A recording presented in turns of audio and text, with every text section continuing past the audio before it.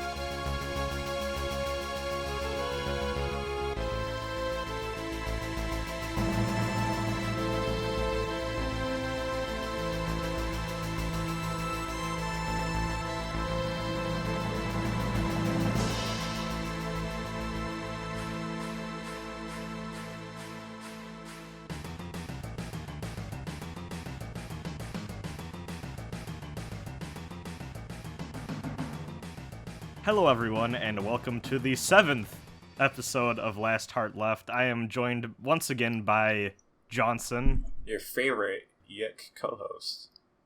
Jawnsunn, are you... Wait, hold on. Jawnsunn, you've been on this podcast before, right, too? No, I haven't. What? Yeah. You weren't in the first one? No. Oh. Yeah. Welcome to this podcast. That's very concerning, actually. Listen, all my friends are the same to me. Yeah, word. There's right.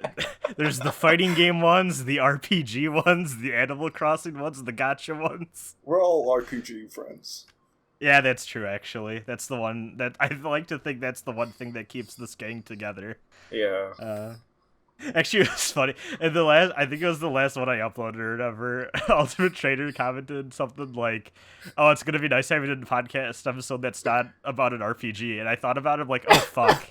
Like that wasn't even intentional, but like the only thing we ever are like playing together that we can talk about is whatever RPG is out. I mean, we can do like a whole 2-hour podcast of our experience with a Gundam versus. Oh, we could wait until that one's out, but yeah, I'd be down. Yeah. We're just 2 hours just chronicling our weekend experience. That's it. Fuck Final. You thought this was a Final Fantasy VII podcast? Let me tell you about so Gundam Extreme versus Maxi Bustan. Let me tell you all about that game. It's so fun.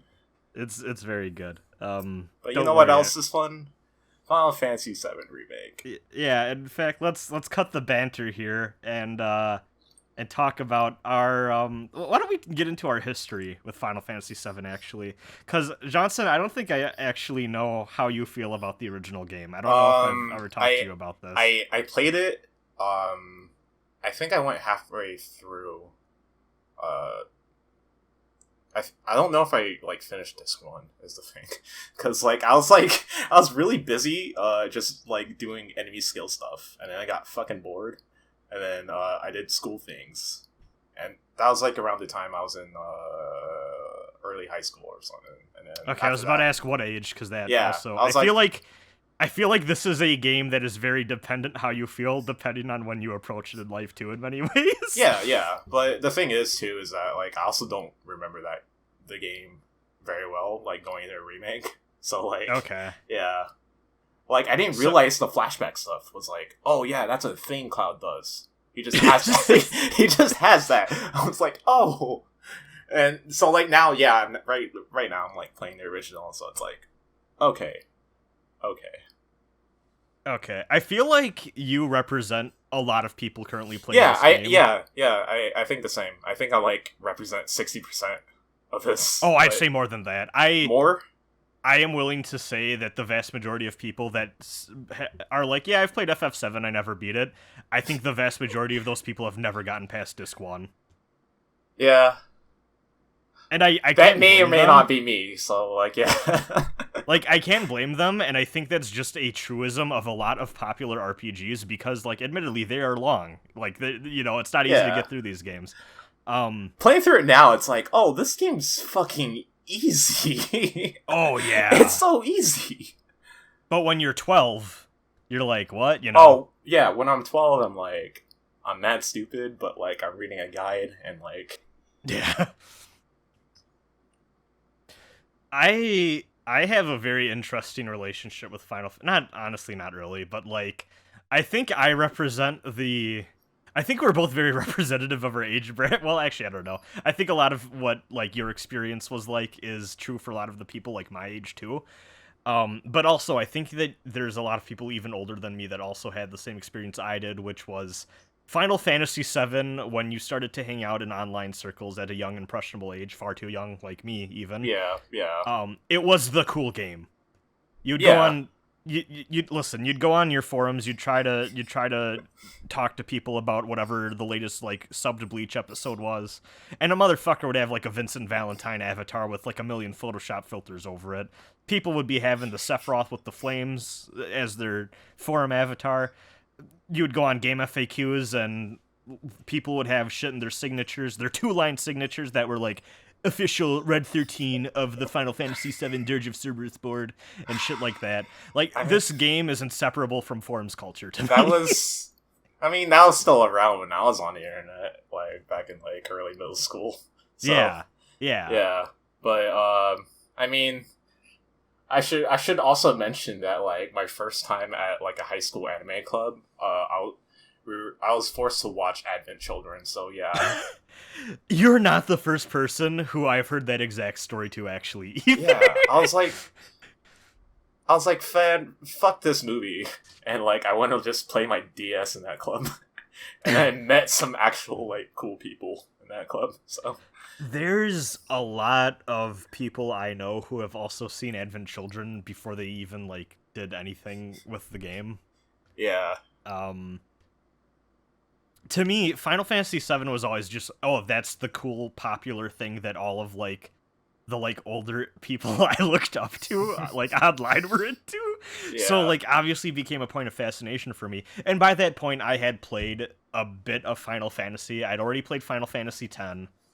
I think by that point I had emulated some of the older ones and maybe not beat them yet, but because Final Fantasy VII was definitely not the first Final Fantasy I beat.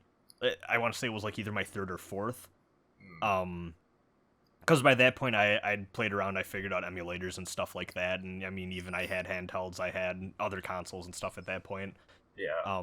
But, like, a lot of that history is really murky to me now, just because, like, it all blurs together nowadays. Yeah, same. So I remember that it was one of the big first things I asked my parents to get off of eBay, and that was, like, a conversation, because it was like, well, it's probably not legitimate. I'm like, no, like that thing. And then I finally convinced them to get it for, like, it was either, like, a birthday or something, and I remember being very upset because the back of it was cracked. Oh. But I mean, the discs were fine, so I didn't really... Was it a greatest hit? Yes, copy? It was a greatest hit. I'm not cool enough to own the black label, unfortunately. That's unfortunate. Though, but actually, funny story, one time, a little after that, I want to say with, like, my uncle, I was at a flea market, which I've only been to, like, 4 times in my life, in general. 4 times? Hold up, what? Yeah, just... Is that more or less than what you anticipated my answer to be? You know what? You're from Wisconsin. Yeah, listen. Let me mention that I'm from California. We have flea markets like all the fucking time here. So yeah. Okay. So, so listen, man, we got farmers markets. That what we're all about. No. Yeah, me too. Yeah, that's cool. cool. I got those too. Weird flex, but okay. Yeah. Let me have this. No. So I was at a flea market, and as I did, being a shit child who had no other interests, I was like, I'm gonna go see what video games they have. And I went rummaging around the PS1 games, and lo and behold, there was a black label Final Fantasy VII, and I was like, oh, I already own this game, and I just, put it aside. Nice. And then looking back, I was like, damn, probably actually really should have bought that. Yeah. But, I think, like, when I was first getting into video games at the wee age of, like, 8 or 9, I know, like, I usually hanged out with my uncle a lot when we, went to, like my aunt's place, and, like, fucking, he just had, like, stacks of PlayStation games, and, like, his usual stuff was, like, FF7, 8 through 9, and, yeah, I think those are, like, the first time, like, I had experience with Final Fantasy VII, was just looking at the cover and going, cool. Yeah. And then picking up a copy of Donald Duck going Quackers and going, I'll pick this up and I'll borrow this instead. Uncles are a big entry point for Final Fantasy. Yeah. Like, yeah. Not for me, but I feel like I've told the story before, but like, one of my fondest childhood memories is growing up. I had a friend who we played through the entirety of Final Fantasy X through. Like, I would, like, basically, like, the day would end, and, like, I would go over to, like, his house, or he'd go over to my place and bring his memory card and game and shit, and we'd just play through Final Fantasy X when it was, like, newer. Damn. And he got into it because his uncle had, like, the max out sphere grid and, like, all that shit, and he's like, yo, let me show you this video game. And, like, he loaded up the final fight with Sin and just, like, showed my best friend that. My best friend's like, whoa! He's like, here, borrow it or whatever. Let me show you this video game. Yeah, shows you the ending. So, like, we went through it, and, like, we played, and actually it was funny because there's a whole long story. I told this on, like, a previous podcast or whatever before, but, like, we actually, like, met through kind of, like, a fight, and then, like, we started to bond because, like, we both got into, like, a little bit of trouble together or whatever. That's a Persona 5 plot point. There's literally a point where, like, the phrase, you like Final Fantasy II came up, and then, like, we started to get along. Just like in Persona 5! Yeah. Ryuichi Sakamoto goes, you like Final Fantasy 2? Well, let's go. God damn it.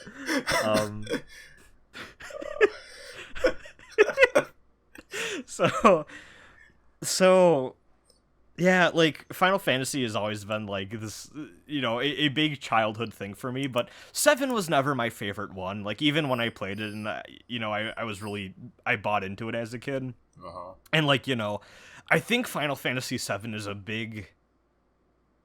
I feel like before Kingdom Hearts was really the thing it was with, like, 2 and so on, before that it was Final Fantasy VII, right? Like, it was this thing that kind of, like, took seriously a lot of, like, melodramatic themes and, like, themes of loss, and towards the later part of the game, identity and kind of the angst of dealing with a bunch of traumatic shit. And I think that resonated with a lot of people going through either, not even just an emo phase, but just, growing up sucks or whatever. And, like, yeah, I think it still does that now. Yeah. I've been playing through that, and I've been pretty surprised, like, oh, wow, this game has some themes, huh? Yeah. Yeah. It's got some shit. And it's funny because I think, in a way, too, what Final Fantasy VII, I think how it appealed to a lot of people back in the day, too, is that the cyberpunk setting really separated it from a lot of the RPGs that had been coming out before, and it looked more cinematic and a little more adult, which I think caught a lot of people's attention that otherwise wouldn't have looked at it. And just in general, too, like, I think the themes of ecology and the anti-corporatism and stuff like that made it seem a little more like, oh shit, this has stuff to say. Yeah, I mean, as a game that came out in 1997, which is really weird because I was born in 1987, but as a game that came out in 1997, like, yeah, like FF7 was like an insane game to just like release, to be honest. Yeah. So yeah, it's a game I like a lot. I think it cracks my top 5 favorite Final Fantasies, but it's by nowhere near like the top or anything. Like I like 9, 5 Tactics, even if you want to count that, and like 10 a lot more. You always count Tactics. Yeah, absolutely. Tactics Gang. Like I like all those games a lot more than 7, but I still have I could never not call 7 a great game. I think it's a fantastic game.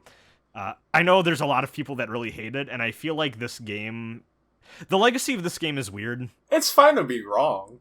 It's okay. Well, I think that I have genuinely met people that I know for a fact do not like this game and have not even really played it just because they're sick of hearing about it, or like, you know, they like another game in the series or another RPG and they think that 7 gets a lot of undeserved attention. I'm so tired of hearing about FF7. Now, here's a game called SMT Nocturne.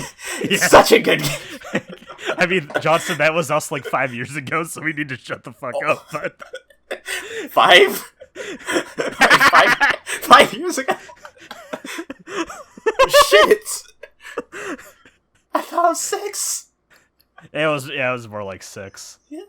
5 years ago, I was like yelling about SMT4. Yeah, there we go. Yeah. So yeah, this is a game that it has a weird legacy, and it's so popular, and has had people enter it through so many different lenses that I think that this is a game, unlike any other RPG, I think, is a game that has given people a lot of different experiences, like personal experiences with it. I like, God help you if your first exposure to like a lot of people is Advent Children, but I know that there's a lot of FF7 fans where they saw FF7 Advent Children when they were like 8, and they're like, yo, this is awesome, what, there's a video game, and then went back and played the game. I like to think that like my exposure to FF7 was from like the KH2 Sephiroth fight. Oh, dude, I knew so many people who were Kingdom Hearts fans that got into Final Fantasy because of Kingdom Hearts. Like, that's totally a thing, too. I don't know how I beat that Sephiroth fight, by the way. I was like 10. I was like fucking dumb. I mean, I've had that before, too. Definitely with the Sephiroth fights in 1 and... Well, can you even do the Sephiroth fight in the original version of 1? I don't remember. No, KH2. Yeah, KH2 Yeah, I definitely did in KH2 back in the day. Yeah, I don't know if you're like actually supposed to beat him during that section of like the Milan thing. Yeah. Oh, whatever. It's all good. It's all good. But yeah, so I think that it's, you know, with all this in mind, I think that it's understandable that this remake would have a lot of different reactions to it, but so a lot of different expectations. Too. That too. It was going into this remake, you know, it would have been impossible for all those different groups of people to be happy. Yeah.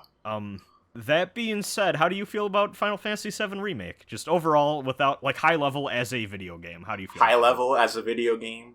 I think this game deserves all the praise it gets.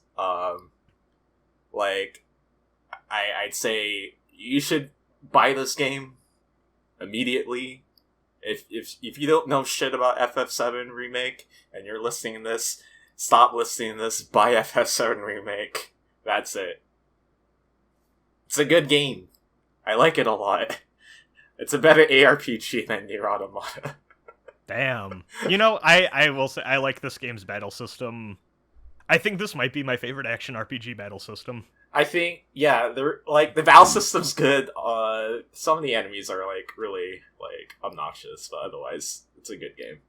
I like it a lot.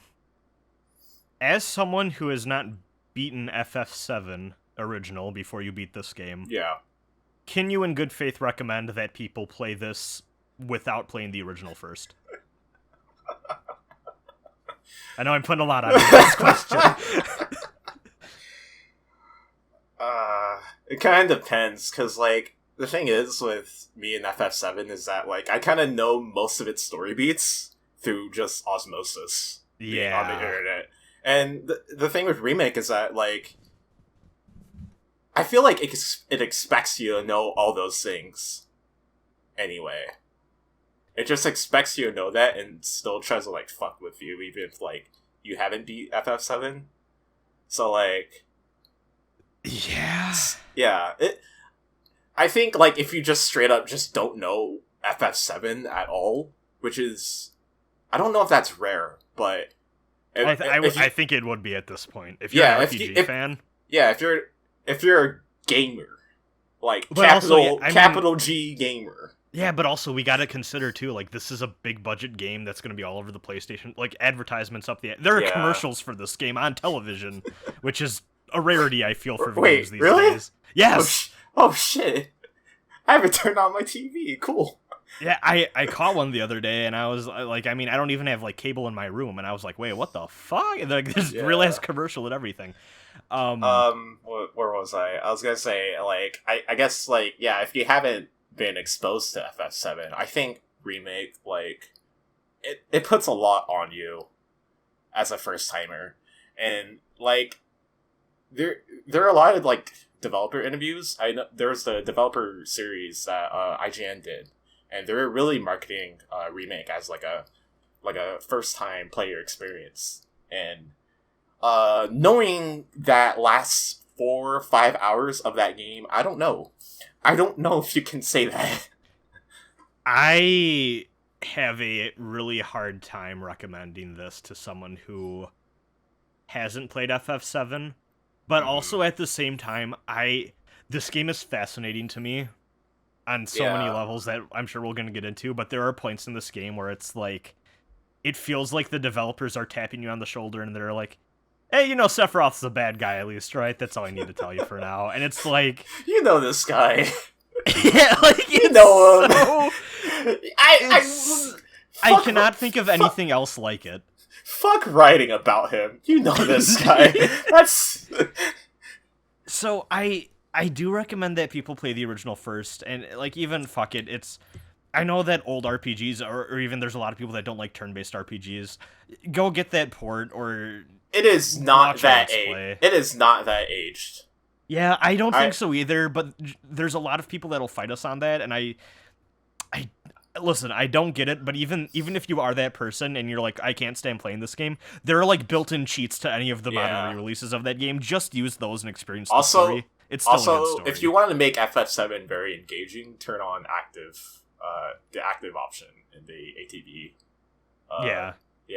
And I always play with weight, because fuck it, but... Yeah. Active's really fun. It's fucked up, but it's fun. Yeah. It's, And even if you're someone who's kind of on the fence and you're like, oh, geez, I don't know, like, you're a little bit younger and you're like, I don't really play old games, just give it a try. It became popular for a reason and found a bigger audience for the entire genre in the West for a reason. Yeah, I definitely say that its translation's kind of very bad. Messy. I'd say it's messy. Yeah. It gets the point across, but, like, it's messy. I think there's some things that that could be better said. There's also things that are straight up just mistranslated. But I sound like somebody talking about Fire Emblem Fates right now. But you know, I guess if you want to buy the Steam port, which I think is on sale by the time this will release or this podcast will release. Yeah, probably. I would recommend. Well, is there a specific reason you recommend? Yes, because there's a there's a mod that that puts that mod's in a retranslation. And, okay. I mean, it's still that retranslation's still very literal and stilted, but yeah, at that point, I kind of. I mean, it's still the thing is though, is like it really makes you appreciate the writing in FF7 a lot more, especially like around 1997 and what that game was trying to like say with its story and narrative. It's rough. I feel like it's probably better to stick with the original translation just to see what FF7 is, just because then you're on the same page with most people who played it. Yeah, But yeah. I mean, yeah, that's I true. get that That's though true. too. It's kind of a rock and a hard place. I think they called Marlene like another name entirely. Oh, Okay. yeah. So like stuff like that could be weird. Yeah. What I was gonna say is that Square Enix has been really fucking weird with their modern re-releases, and like there's been this really weird thing recently in particular where these games have been coming out on PC and PS4 and Xbox One, and then they're getting Switch ports, and then when the Switch port comes out, people will complain about issues that already existed on the PS4 and PC ports, but louder. So Square Enix will be like, oh shit, let's fix those, but then they only fix them for the Switch version for some reason. Hey, FF12 got those fixes eventually on the PS4 port. Yes, FF12 finally got, like, job reclassing. Yeah, which is really, really, really messed up for that game, to be honest. Yeah. But it's fine. It's fine. So, Final Fantasy VII has one really particular weird thing that only the Switch version, to my knowledge, has been patched with. I mean, yeah, there's a lot of weird things with FF7. Well, the thing port, that I guess the thing that was a problem in the Steam and PS4 versions is that when you would get into a battle and then leave the battle, whatever theme of the field you're in would reset the song, so you'd only ever hear like the first 30 seconds of a bunch of songs in the game. Yeah, I remember that.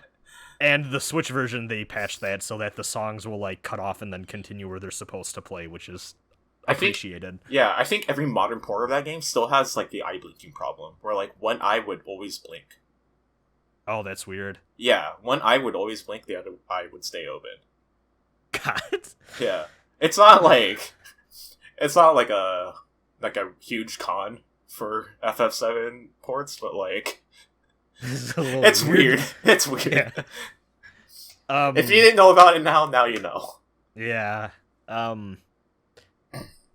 But yeah, I would say, and like going back to our thoughts on the remake, we're going all over with this podcast.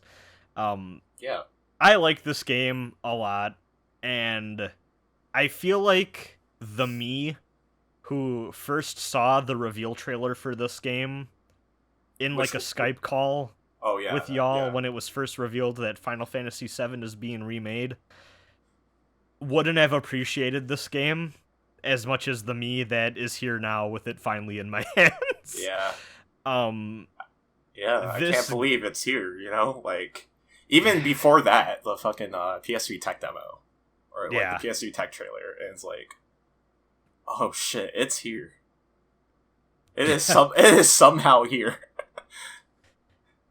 Came out after KH3 too, so hey, let's go. God, that's so weird to think about, but I'm so happy that this game came out and not only has a fascinating and just really good combat system after the last few Final Fantasies have, honestly, like the last decade of Final Fantasy has really kind of felt like a wet noodle in the gameplay department for me. Yeah, I can see that. I love what this game does to kind of synthesize a lot of the ideas that like 13 had, Type 0 had, like Crisis Core. Like it plays around with a lot of like ideas that those games all had and like makes it into something that I think really works well and feels really polished. I love the ATB integration in this game a lot. It's so good. It's really fun. I not only that, but I'm happy to see fresh takes on these characters that feel closer to the original than the compilation characterizations, especially like Advent Children and stuff like that. But at the same time, they don't feel restricted to just being those characters again. They feel like modern takes on the characters, which I appreciate a lot. Cloud dances. Wow. Hell yeah. Wow. I think thematically this game does a lot of good work by the ecology messaging, and honestly, that part of FF7 has aged like a fine wine and has only gotten more relevant as that game has gotten older, sadly. Yep. So they do a good job of that here. I think Barrett's a much stronger character in the remake than the original game because of it. He's so fucking good in this game, man. Yeah. He's so good. And I love that this game wrestles with the legacy of being a remake of one of the most popular video games ever created. It's honestly, Yeah. like, this is a solid 9 out of 10. There's a long list of gripes I have with this game, but nothing like that I can think of in recent memory just made me lose my shit as much as the final like 2 hours of this game and hitting the credits. Yeah, I'd say. It's great. I definitely say all my things about like all my negatives about this game are just gripes and nitpicks and very like subjective things. Because otherwise, like I like what they have so far. This is very good, I think. Yeah, and I am chomping at the bit to get to the next parts, which hopefully don't take too long. I don't know how they're gonna release either. Do I have to buy more discs? Do I have to put more install discs into my PS4? Oh, for sure. I'm sure they're going to be completely different games. They are not going to just DLC this up. Fuck. More that install shit's not discs. coming out on... I guarantee the last episode of this will not come out on PS4. Maybe the next one will, and run terribly. But this thing is going to end on PS5, I guarantee it. Hell yeah. God. I guess we've been pretty good about avoiding spoilers right now, but I will say, I will join Jawnsunn in saying that if you at all are interested in Final Fantasy VII Remake, I do suggest maybe trying out the first game first. I know that's a commitment, but I think it adds a lot to playing through Remake, though I do think that if you know enough about Final Fantasy VII's basic premise, I think you'd be fine. I don't think it'd be ideal for playing through, but you could definitely do it. And you know, I'm not one to police how people want to enjoy shit. If you think you want to play the really new... Yes. This guy over here. Yeah. If you are like, I just want to play the new fancy remake that everyone's talking about, and like you think you have enough of a grasp on what Final Fantasy VII is to just go through with it, do it, but just know that there's going to be some stuff that you'll there's going to be some niche shit that you're definitely not gonna pick up on. Here's the thing. If you know about Midgar in the first like 5 hours of FF7, if you know Aerith dies, you are okay. You can play this game. You're fine. Is that still a spoiler? Is that still a spoiler? I'm gonna say no. I know that there are people out there being like, we can't talk about Aerith dying anymore because it's fuck that. No, this game. This game just tells you. This game just tells you. Hey, we know you know about this, dude. There's like a hidden cutscene in this game that just like, I know you know I die. It's okay. Like that's a thing. It's like the video game twist. It's the Luke, I am your father of video games. Like you. Hey, wait, what? Hold on. What's that mean? Oh no. But yeah, I'm down for spoiler discussion now if we want to break into that's fine. I mean, this is a spoiler cast, yeah. Hell yeah. So I don't even know where to go from here. We're 32 minutes in. We talk about all my high level stuff, but the fucking dog. Do you want to talk about ending stuff right here right now? Cuz I'm down. Let's talk about the ending first. Okay. Let's just start there first, because I need to talk about it. I haven't been able to talk about it with other people. Same, and that's part of the reason I wanted to do this podcast with you, actually. Yeah. So, well, Jawnsunn, I want to take you through my final, 4 hours of Final Fantasy VII Remake. Sure, go ahead. So I was going through the lab, and I was like, ugh. Same. Why the fuck would they do this close to the end? This is the worst. And then, is it after the lab you fight Genova? Or before? I can't remember. Which one? The Genova Dreamweaver fight. Yeah, Genova Dreamweaver, and then Sephiroth, fucking Saz Barrett, Genova Dreamweaver, and then Rufus, I think. Yes, okay. So, I fight that fucking sword centipede boss thing or whatever, and then I'm like, okay, fucking, that's finally, that was the most stretched out this game has been, and that was the worst, and I do not have 3 sets of materia for 4 characters, or I do not have 4 sets of materia for 4 characters, I have 3 sets of materia, I've been swapping out like a normal person. It's like that in the original, too. I know, but something that's actually really funny. I'm so fucking mad. Yeah. So like, I guess Aerith will just have a crappy loadout then. I guess fuck me. Oh damn. Yeah, Or that's was it Tifa? One of the girls had a bad loadout for that. That was just all my leftover material that was like half leveled up. Fucking. I guess I'm gonna put this fucking prayer material somewhere. I mean, that's good material. Yeah, That's very good material. I was all Kiraga at that point. But so anyways. So I'm kind of pissed off, and then Genova's shit happens. Barrett gets stabbed and then goes back to life because the plot ghosts say no, he can't die yet, which is amazing. The time ghost, that's what they said. The time ghost said no. Yeah. And then fucking Sephiroth shows up and does shit. There's the weird scene with like the clones on the rooftop, and then Cloud awkwardly walks back inside, and Barrett's like, "You get your man," and Cloud's like, You go get your mans? Yeah, like, whose mans is this? And is that your mans? And I'm like, yeah, but like... And, you know, he doesn't even ask, like, hey, what the fuck was that dude? What's with the dude with the giant katana that made us fall off that catwalk? Even he's just Barrett like, knows. Yeah, he's just like, oh, I guess that's an old rival of Cloud's. That, like, no questions, no conversation. Fucking Rufus shows up, and I guess he's Dante now, and Dark Nation gets the best rename ever as a Dark Star, and you get the coolest fucking duel in this game, where motherfucker might as well be going sword trick gunslinger, because he's Dante now. Yeah, he has a shotgun from DMC. That's crazy. He has weird beam coins, I guess, too. He shoots the coins at you, and they just move that fast. Because that's how shotguns work. Yeah, I guess. And you have to wait for him to reload. There's a completely different pace to that fight than any other fight in the game, and I did not have a good build-up for it. Here's the thing with that fight. Apparently, if you assess him, the info tells you that if you hit him with a certain skill, he will go into stagger state immediately, apparently you're supposed to hit him with Braver. You're just supposed to hit him with Braver while he's like shooting his shotgun or some shit. I don't remember. Oh my god, that's such, because he doesn't fill up stagger at all, really.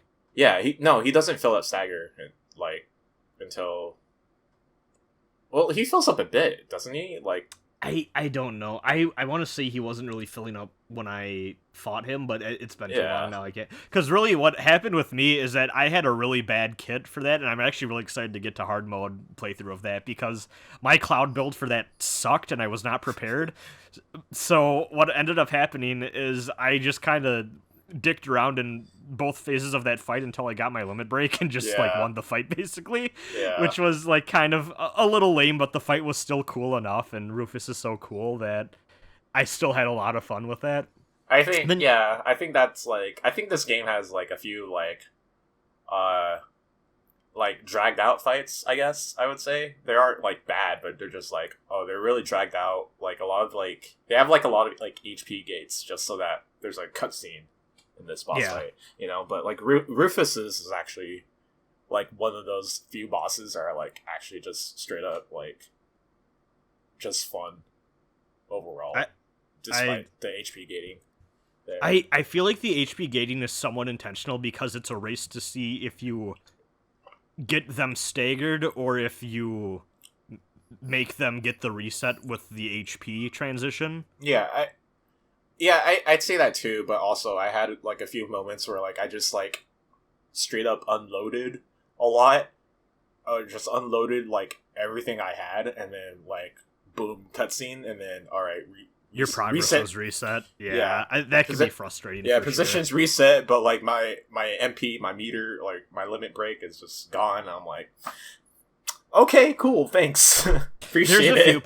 There's a few points too where if you do like a multi-hit attack right on the cusp, like their HP meter will literally gray out, and they're like, you can't do any more damage until the next form activates. And I thought that was a little corny. Yeah. I would have preferred you just let me get the damage, and then as soon as there's a break in my momentum, they transition over.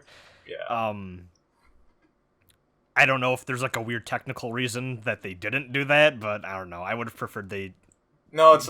I think I want to say I want to say it's just more of a cinematic thing. Yeah, That's I it. still wish they let you just eke out whatever extra HP Well, you would have done. yeah, it's but- why the arena and VR battles are like the best parts about this game's battle system. They're fun. they're pretty fun. Yeah, but we'll talk about that later, I think. Yeah. Oh yeah, I need to. So then you have the giant motorcycle chase, which is excellent. I I think like really was a- I somewhat hated it actually because Oh. I died once because I was trying to like during that giant fight, right? Like I think like it was like trying to like control that motorcycle during that like giant fight specifically was like really weird, I guess. Oh, Because like it always like kept moving you down for whatever reason. oh, I wasn't sure why, and I just kept crashing into like the spikes. oh! I did Yeah. not have that issue. Yeah, you but didn't have that issue. Fuck. no. Must be it must be my PS4. Oh. Yep, it's the PS4's It's fault. PS4 man. No, you just gotta be using them brakes and then sliding over to each side so you can hit them tires. I think I did die on that fight once because I was being careless, but Yeah. and then after that you have the plot breaking apart so you can get a fight with Sephiroth, which there is a video on my channel of me talking about what I expect from this game, and I was like, they could have you fight Sephiroth at the end, but that'd be a little corny. And going into that fight, I was like, oh damn, I called it. And then, well, actually, before that, you fight the god of time, I mean, yeah, you fight what was it the fucking the Advent children, the Advent child? the Advent childs. Yeah. What's it Whose called? Advent childs is this? Was it the Willow? I don't fucking know. Time Goes to. The Arbinger of Fate or of Time or whatever. Yeah, Arbiter of Fate, I think is what it's called or some shit. Yeah. And then, So like, then you fight like the three. You fight like the three like big ghosts that are like apparently future versions of the cast actually. So that was deconfirmed by the Ultimania book they just put out What? because that. So get this. This is fucked up. Fuck So- the Ultimania. So a lot of people were saying, "Oh, this is clearly supposed to be Barrett, Tifa, and Cloud from the other timeline." Don't tell me it's butts. Or No, farts. it's actually the Advent Children trio. In the Ultimania book. Because at first people were saying that as a fan theory, because it's like, oh, there's one with a big gauntlet, there's one with two guns, and there's one with the sword. Yeah. And I was Yeah, like, it makes the I'm most like, oh, sense. and I was like, okay, these are like three common weapons, and then people were like, no, it's supposed to be the Advent Children people, and I'm like, eh. And then the Ultimania book confirms that, oh, they fight similarly to Kadaj, Laz, and Yaz, or whatever the fuck their names are from Advent Children. I mean, that explains a lot about that section where it just shows Advent Children cutscenes. Yeah, and the dude with the gun uses a move that's, I think it's called like Velvet Nightmare, and that's the name of Gun Guy's guns from Advent Children. Oh. So a lot of people have used that to be like, oh, Sephiroth is in control of the Arbinger of Fate. That's not my reading at all. Oh, and also the three merge and become Bahamut, which is a reference to like, oh, an Advent Children, Kadash summons Bahamut. So a lot of people have been like, oh, this is supposed to, like Sephiroth sicked the time ghost on the cast. I actually think that my reading on that scene was that Sephiroth kind of tricks them into breaking fate so he has a chance at winning again. Because if fate gets its way, Sephiroth loses. Yeah. So I don't think Sephiroth is in control of fate or has any sway in that. I like matter. the theory that there are two Sephiroths. And like, this Sephiroth just knows what happens. Well, my reading was that my assumption, because I know that there's a lot of people that are like, oh, after Sephiroth loses in Advent Children, he teleports to here. What I think happened is that he loses, goes back to the live stream, and I think he goes through time in the life stream, because apparently there's even talk in the original that like the life stream like transcends time and space. Yeah. I think like Sephiroth ghost spirit form or whatever goes back in time and like implants his own consciousness on past Sephiroth and is like, hey man, let me tell you some shit, you're gonna lose, and it's all because of this cloud guy. This kid, he learned Omni Slash from the fucking casino. Isn't that crazy, bro? It's wild. He's gonna beat your ass with that move. You gotta beat him first. Sephiroth in the beginning of this game is way more interested in Cloud than Sephiroth in the original game was at this point in the story. Yeah. Like, I mean, they have history already, but, like, it's very clear, like, he's like, man, I need to really fuck with this Cloud kid. And tell him he can't save anyone. And then, yeah, you fight Sephiroth, and, like, I was like, wow, I was right, this is really corny. And then I had a minute. There was a moment where I went from, like, cynical me going like, haha, I'm too cool for this dumb shit or whatever, I can't believe they would do this in the first game. And then there's a moment where I activate Cloud's limit break, and I'm like, alright, let's finish off this Sephiroth phase. And then Sephiroth used Heartless Angel and hit me out of my limit break and put Cloud to 1 HP, and I'm like, this is the best! I'm 12 and watching Advent Children again! I mean, after that fight, it's like, oh, I'm 12, I'm definitely watching Advent Children. Oh my god. It like, I feel like such a buffoon for not, like, of course they'd put Heartless Angel in. Of course he's gonna use his Kingdom Heart moveset too. Because fucking why not? And it was the coolest thing. Oh my god, it was, yeah. That section was dope. And then I made Tifa punch him. Yeah. Yeah. Apparently, like, you don't always get Cloud, Tifa, Aerith for that fight. Huh. Like, it depends on how you do that, like, Barret might pop in, I think I heard someone say. Yeah, huh. Which is weird, because, like, everything I've seen, it just seems like it was Cloud, Tifa, Aerith, but apparently Barret can hop in, so I don't know. I also killed him as Aerith, which felt very rewarding, all things considered.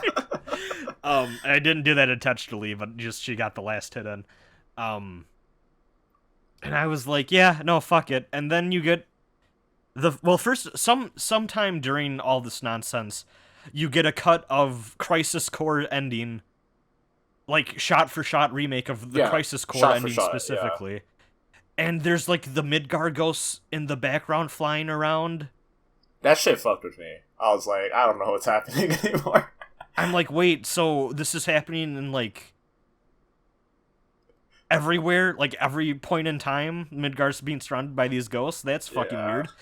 And then you get the ending where you get Zack being like, wait, was that all of them? Alright, I'm about to head out. And then the fucking bag with the alternate version of Stamp happens, and Biggs is still alive. And they imply Jesse's still alive. And, I love how much, like, emphasis was put on Stamp during that bag scene. And it's like, and he's like, oh, it's just a dumb little world-building dog thing, and then he's important to the ending of the game.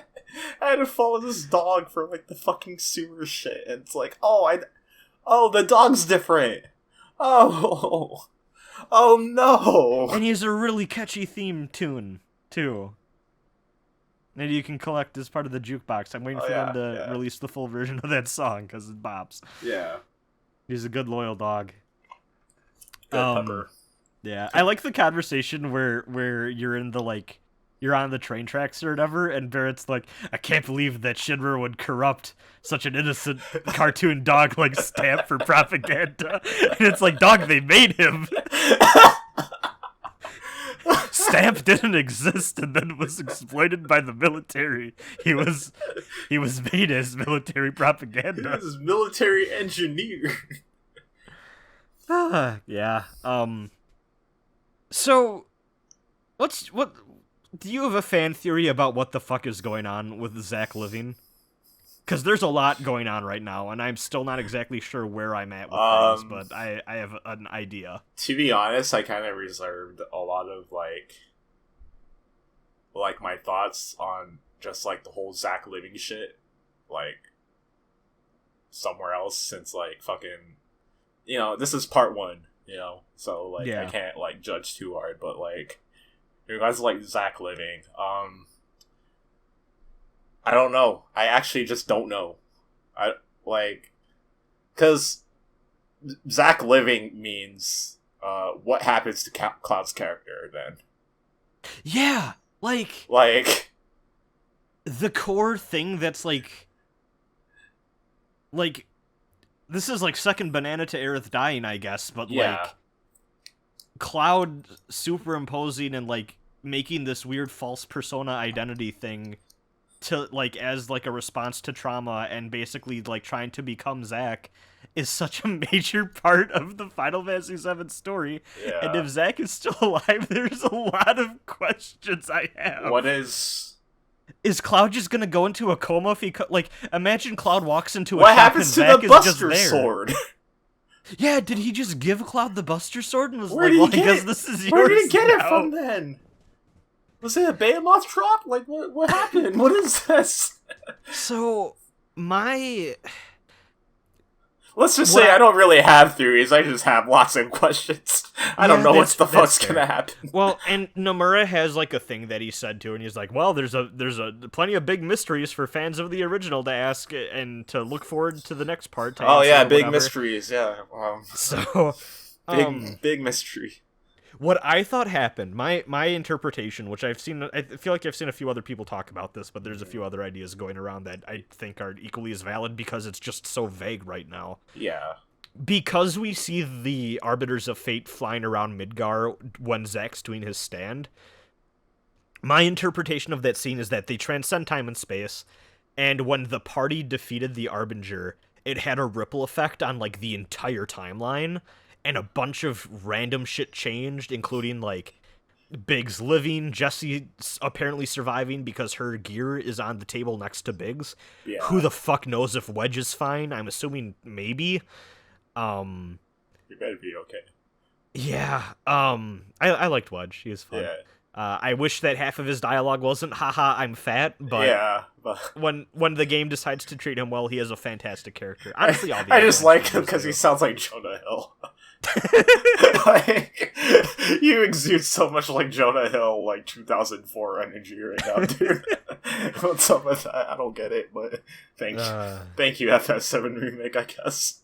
Didn't know I needed this.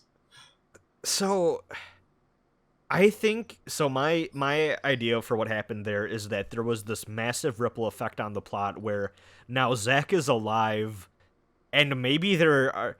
Either he gave Cloud the Buster Sword and just, like, fucked off somewhere, or they both have Buster Swords because, like, the Cloud we have now is, like, a remnant of, like, a previous timeline that now no longer exactly exists or something. But, like, I'm constantly just concerned about the idea that, like, they're gonna be in fucking, like, a town or something, and Cloud's just gonna be like, I'm gonna stop into this materia shop, and then Zack's just gonna be there, and Cloud's just gonna go into a coma because his entire reality is fallen apart. Like, it's like that, what is it, MGS, like, 3, like, or MGS 2 or some shit? No, it's MGS 3 where, like, fucking, like, there's, like, a little section in that game where, like, fucking you change time or some shit, isn't it? Oh, no, there's a point where Ocelot is knocked out on the ground, and if you shoot him in the head, you get a game over, and and Colonel Zero says, Snake, you created, or Major Zero says, Snake, you created a time paradox, and then you have to restart. Yeah, it's gonna be like that in, like, Remake, where, like, he just looks at Zack, and it's like, game over. fucking Barrett's like, oh, you made a time paradox, Cloud. What the hell? So, that was my idea, and my takeaway was, oh fuck, Zack is going to become either playable for a chapter in the next game, or maybe just even join the party, which is fucking bananas. But then also, another thing that I've seen float around, a lot of people believe, is that scene is showing a parallel timeline where Zack lived. and that implies like at some point these timelines are going to merge or cross over or something weird could happen. Yeah, that's what I thought too, because I thought like the timelines are separated, right? But like they don't necessarily like converge or anything, or maybe it will converge. It's like are these two histories, like the one shown in the game and the one shown in the ending, are these alternate like parallel timelines, or did this new one override the old one? I don't know. I'm curious to see what the fuck they do with it. Yeah. It's I'm sure there's going to be a lot of shit that's going to make you question that in the second game, like what the hell's going on. Like I'm sure they're gonna like imagine you go into town and the new version of Stamp's there, and like Barrett's like, oh, Stamp looks different, that's weird, or whatever.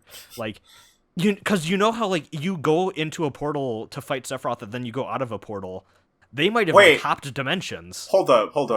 Do you ever leave that portal? Yes. Oh, okay.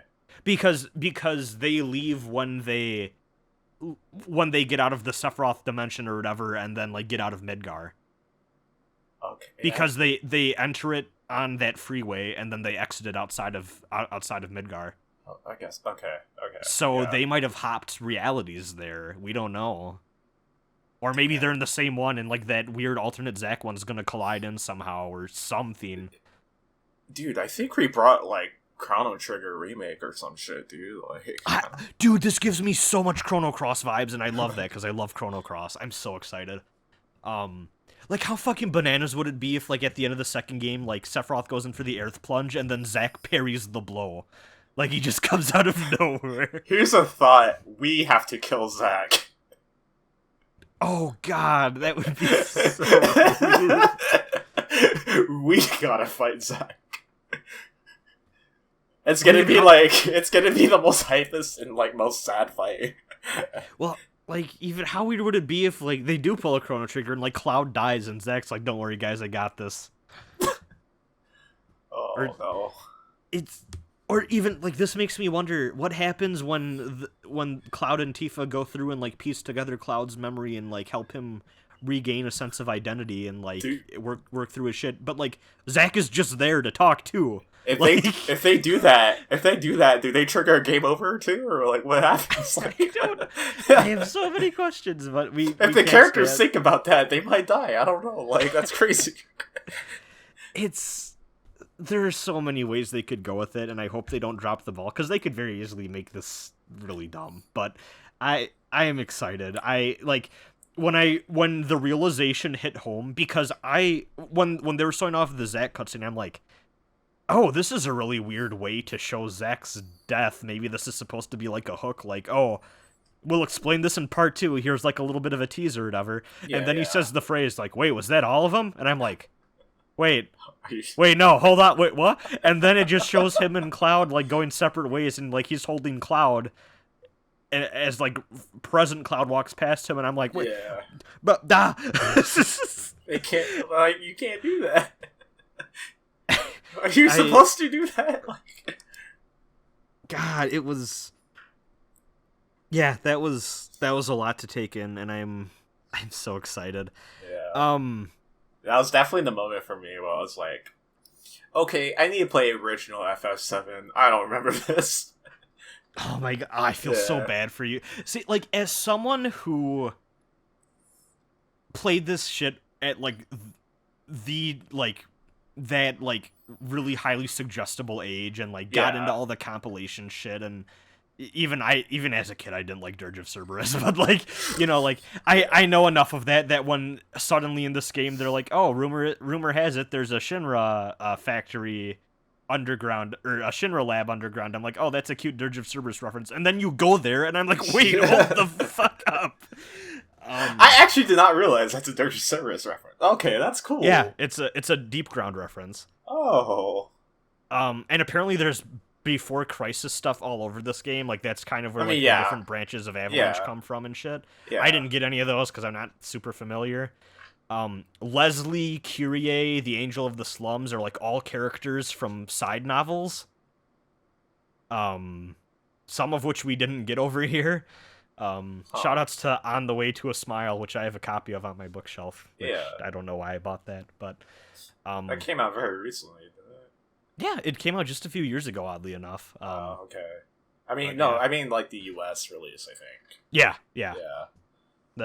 It was a very late, very odd time to bring it over, but I was like, Yeah. oh shit, this is in English now, and I bought it. God, what a fucking... No, it felt very rewarding to have all those little bits of Crisis Core. Fucking... There's a really good one. So you know when you're infiltrating Shinra and the other Shinra guard recognizes Cloud? Yeah, that's a... He references I know one that. of, like, Zack's fanboys from Crisis Core, like, oh, I need to get... I forget his name, like, Kinzel or something. He's like, I need to tell Kinzel about this. And I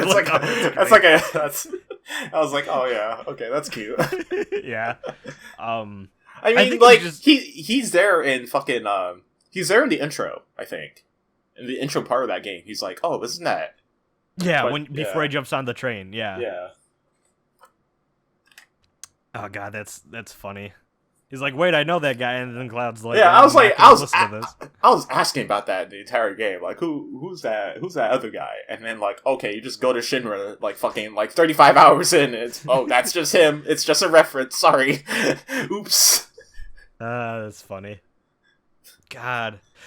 Were you expecting... This is, like, completely random, but... Yeah. Were you expecting Roche to show up a second time during that highway chase at the end of the game? Yeah. I was like, oh, they're gonna bring him back, and he totally doesn't come back. Roche is, like, the best addition to this game. And So he just many shows people up hate him. once. People so hate many him? So many people hate him and are like, oh, he's a generic filler anime villain. That's why he's the best. Yeah. He is the most useless random by asshole. the point where he comes in the game, he's actually the best fight. Because, like, you just fight him 1v1, and all the other soldiers are just circling around you. They all have guns. They're not gonna shoot you, though. It's just you and that, like, crazy biker dude just fucking hitting each other. It's like, alright, alright, sure. That first motorcycle chase and how that ends with Cloud being like, take control for a second, Jesse. And he just does a flip and, like, fucks up his bike. I'm like, oh yeah, they're taking some influence from Advent Children here, too. I can't believe my PS4 rendered that shit. That's crazy. But, like, so many people hate Roche, and I'm like, he's the I hope that he shows up specifically during one section of all of the remaining episodes. Like, just for one bit, and then he's out again. Like, he's never important. He always just shows up. I hope there are more to Johnny scenes than there are Roche scenes in this game. Yes. I hope Johnny also constantly shows up in, like, every town is, like, fucking around. I want him to show up in the Northern Cave. Fuck it. It's crazy that FF7 Remake just wrote in a better Yosuke than, like... than Atlas did. How great would it be if, like, there's the Aerith death scene and, like, everyone's sobbing, and then it just cuts to Johnny. You just hear Johnny go, "Oh shit, dude! The Dude, sauce, crazy. the sauce, dude!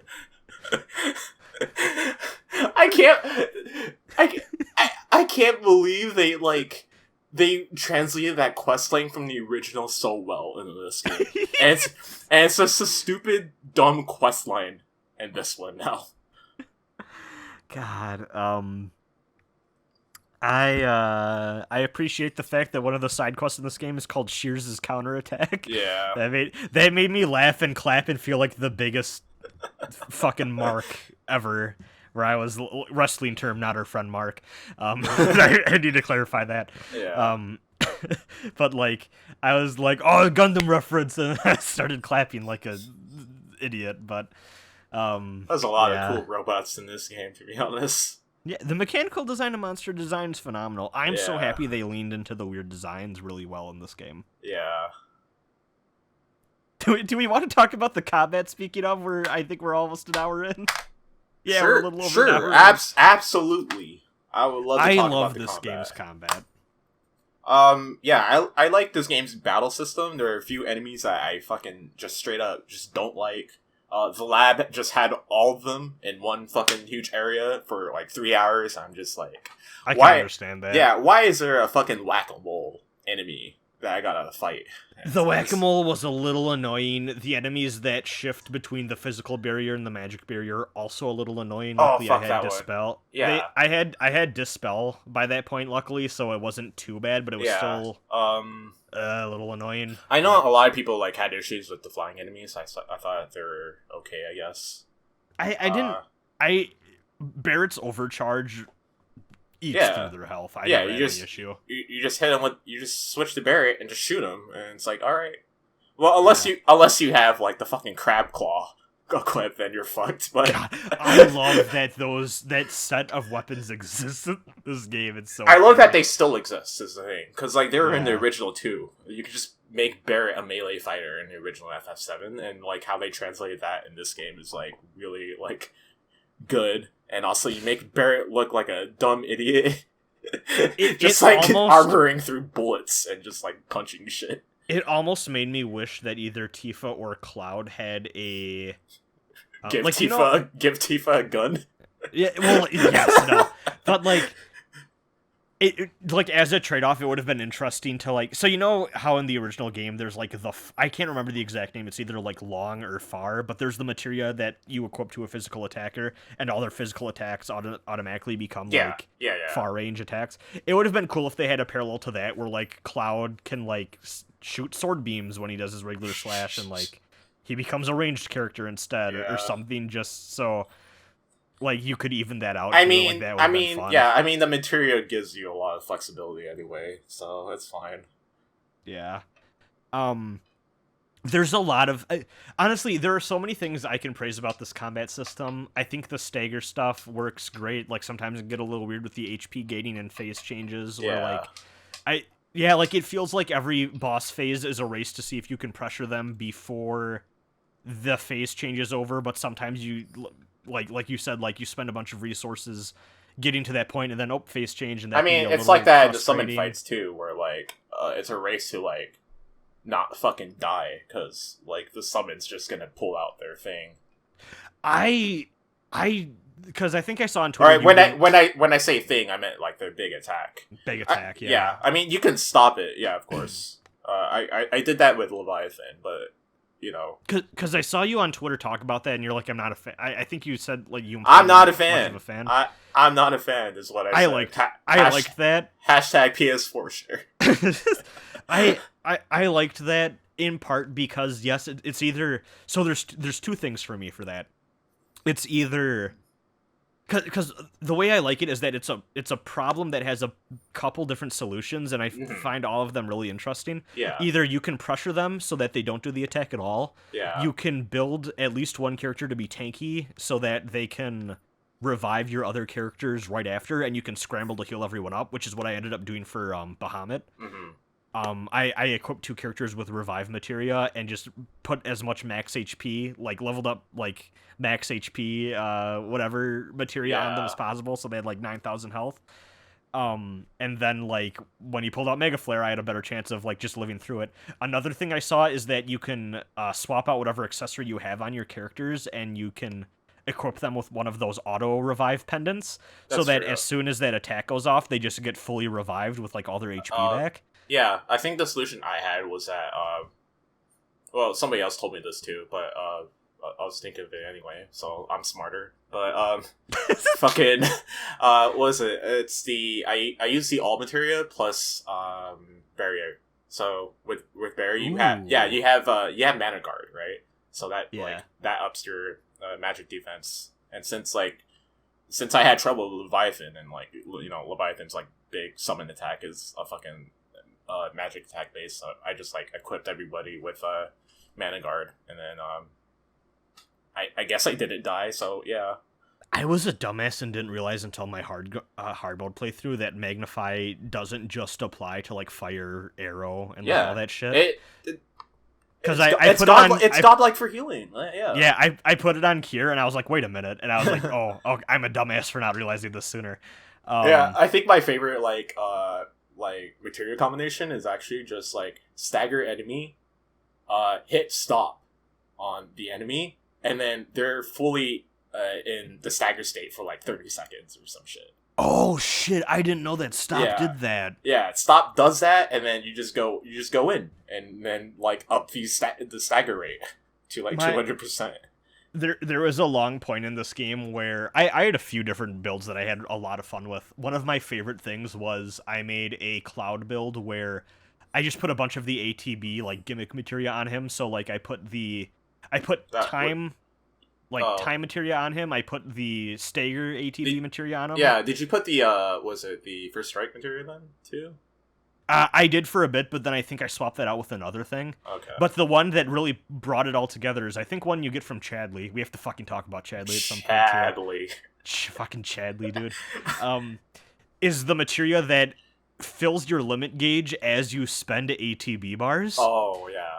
So, like, it was just, like, fast-tracking Cloud in tough fights to getting limit breaks, and it was the best. I didn't get that material, I think, till the end or some shit. I don't remember. Oh, dude, it's so fucking good for long fights. I don't remember how you unlock that material. Wait, I don't remember. It's one of the last few Chadley requests, but it felt so great, because I would just have Cloud cast haste on everyone, and then just go through ATB bars like a motherfucker. I also had that one... I had the ATB boost thing so that you could hit L1 and R1 at the same time to automatically fill up. That one's good too, yeah. That combined with First Strike is great, because like you can just do that and then just like triple slash, and like a lot of trash mobs are just gone. Yeah. It's so good. There was another Cloud build I did where I gave him... I think it's the Mithril Sword, or one of the magic swords you get towards the end. Mithril Sword. It's Mithril Sword. Yeah. Because I use that a lot too. I put that on him during that chapter where you're going on the you're going through the Sector 7 like plate like on top to get to the Shinra building. Oh yeah. That's the one where you fight Airbuster, right? No, not Airbuster, but the like Valkyrie or whatever.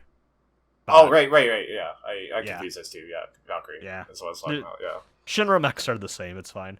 Yeah. Gundam, Sinanju. Yeah, they're all the shit. same. Yeah. One man's Zaku is another man's Talgies. Am I right, boys? Yeah, exactly. Green Talgies. Okay, cool, dude. So somebody's gonna get mad at us. Yeah, honestly. So I put enemy skill and just a bunch of other random like elements and like fire and just like a bunch of other random like offensive magic shit. Like I think magic up and like I basically made a magic build Cloud. Yeah. And then what I do is I'd use the like arid aura or whatever enemy skill that you can get from the Drake. And Cloud would be surrounded by just a blizzard that did proximity damage that would scale with your magic attack. That's just summon swords. Yeah, honestly, it is. And so I basically had a Cloud build that if the enemy was weak to either fire or was weak to fire, ice, or just straight up magic, they would be dead. Like just eats up through the Wait, health. is that what is it? Is that proximity shield like magic attack based? Yes. Oh. Damn. It does like a tiny bit of like proximity based ice damage. Damn. But it scales with your magic stats. So like if you really just go in on it, you just murder fools. And also if an enemy is weak to ice and you just stand next to them, their stagger gauge goes ballistic. It's great. Yeah. God, what a like there's a lot of really in general, cool this game's customization stuff is like it's not like so customizable that like you do whatever you want, but like the stuff you can do is like pretty fun, I think. Yeah. And I like, because I went into this game kind of thinking like, and to an extent I feel like FF7 the base game is kind of good with this too, but like as I got more weapons I was like, oh, like I've been using Cloud with the Buster Sword and like only ever switching to different weapons because I want to get their skills, and then as soon as I get it I'll switch back because I really like the Buster Sword. Yeah. But then I'd be like, oh, I got this new weapon, I want to try a magic Cloud build. Well, my other builds need to change then. Tifa, now I'm going to have you focus on physical attacks and like being a really fast and powerful striker instead of being my black mage. Even Barrett I had as my healer for most of the game, but also he works really well as like an offensive magic user because he's a ranged Yeah. attacker anyways. Other people I've seen really like to use him as a tank because of a lot of his abilities are defense based too. I mean, yeah, he has like a skill that just straight up just takes damage for everybody. So Yeah, and like his base skill is Steel Skin, which just like makes him more durable to physical attacks. Like he's a Yeah. great tank too. There's a lot of really good flexibility for all the different characters for whatever role you want them doing. yeah, I mean, It's a lot I guess of for fun.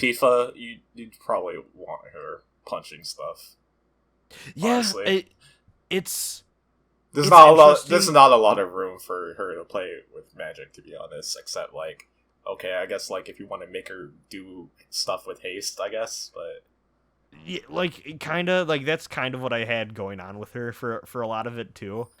But yeah, she is better served as like a she's a better like physical attack based character than Cloud is in a lot of ways because she is so fast.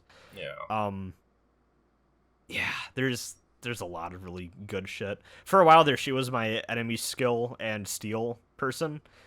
Which actually one minor gripe I have is I wish there was more shit to steal in this game. I would. Yeah, I wish there was more shit to steal, and I kind of wish there was more enemy skills. To be Yeah, honest, the fact there's only 4 is a little. yeah, There's only 4, and one of them you can only get in New Game Plus. So yeah. I mean, Um, the other one, also one of them just makes you explode. So yeah, cool. I Yeah. used that a couple times to really good effect. There was a point where just for shits and giggles. So you know the underground boss fight you have where Cloud isn't there. It's just Barrett and Tifa fighting Yeah. the fucking fish merman people. Yeah, There's the point where Tifa jumps up to that higher like catwalk and is just fighting a group of them, and I was like, fuck it, Barrett has a revive spell, and I just used self-destruct to like blow up the whole mob, and then Barrett revived her right away. And I'm Hell like, that's yeah. one way to deal with that fight. I guess. that's what's up. Self-destruct is very funny. God, and then yeah, I forget what I was. Oh yeah, no. So like, there's minor gripes like that. Like the only thing that I feel like I was really happy I was able to steal is that from what's Ghost Chariot dude's name? Eligor. Eligor, I think. Eligor. You can steal an Aerith weapon. I mean, him. that's like the most significant steal in this Yeah. game.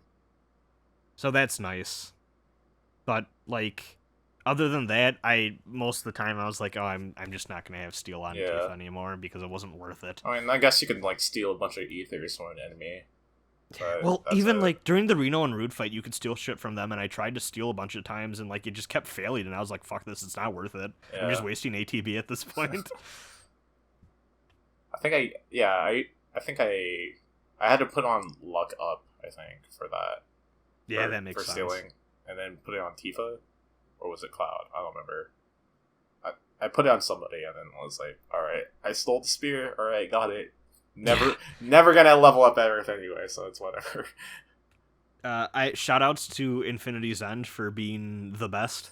Yeah, that's a good song. And like when you it's not the song, it's the it's the 2 ATB attack that Cloud does where he flips up in the air, and if the enemy stagger just does a shit ton of damage. Good song anyway. What is Infinity's End from? Is that a song? Yeah, it's a track in this game. Oh. Yeah, Infinity's End. Maybe I'm thinking of something. What's the name of that Cloud skill then? I think that's the same. Look, I think that's the same name, to be honest.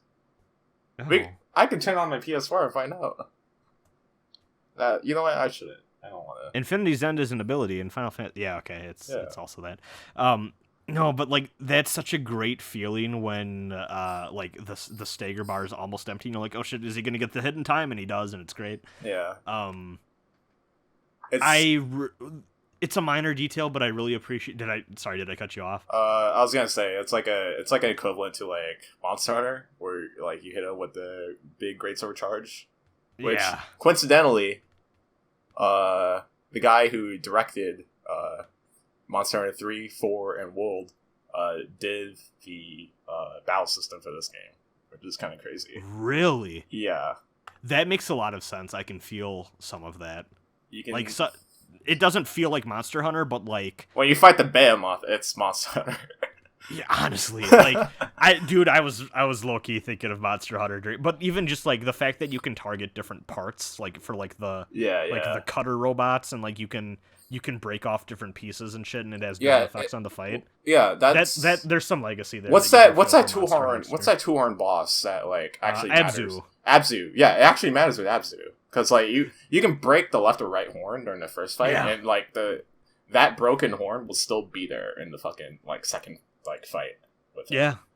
By the way, you fight Abzu 2 times in this game. Yeah. And that first time was, I think, the first time you fight Abzu is the only time in this game maybe not only time, but I think it's the first time I lost to a boss twice. Damn. That was like the wake up for me. I know that a lot of people struggled with Airbuster, a few people struggled like earlier. Yeah, I struggled with Airbuster actually. Airbuster was tricky, but not too bad for me. But I just didn't know like I was it. I think I just didn't realize like how switching characters was like very significant in this game. Yeah, it's really like is. Since like I don't know if like the party AI just like straight up just sucks, but like the party AI really prioritizes just doing attacks instead of like doing skills. So you, like as a player, you're the one always having to do everything. Yeah. Oh, I kind of like that though because Yeah. it like they don't waste ATB or spell charges or like anything. Yeah. But even like they won't use, yeah, like you said, they won't use their like triangle skills at all. They want you to do that for them, which is really interesting. At the same time, I really appreciate the AI's ability to dodge big AoE attacks and block. Dude, they're the best like MMO partners you can ever have. Yeah, honestly.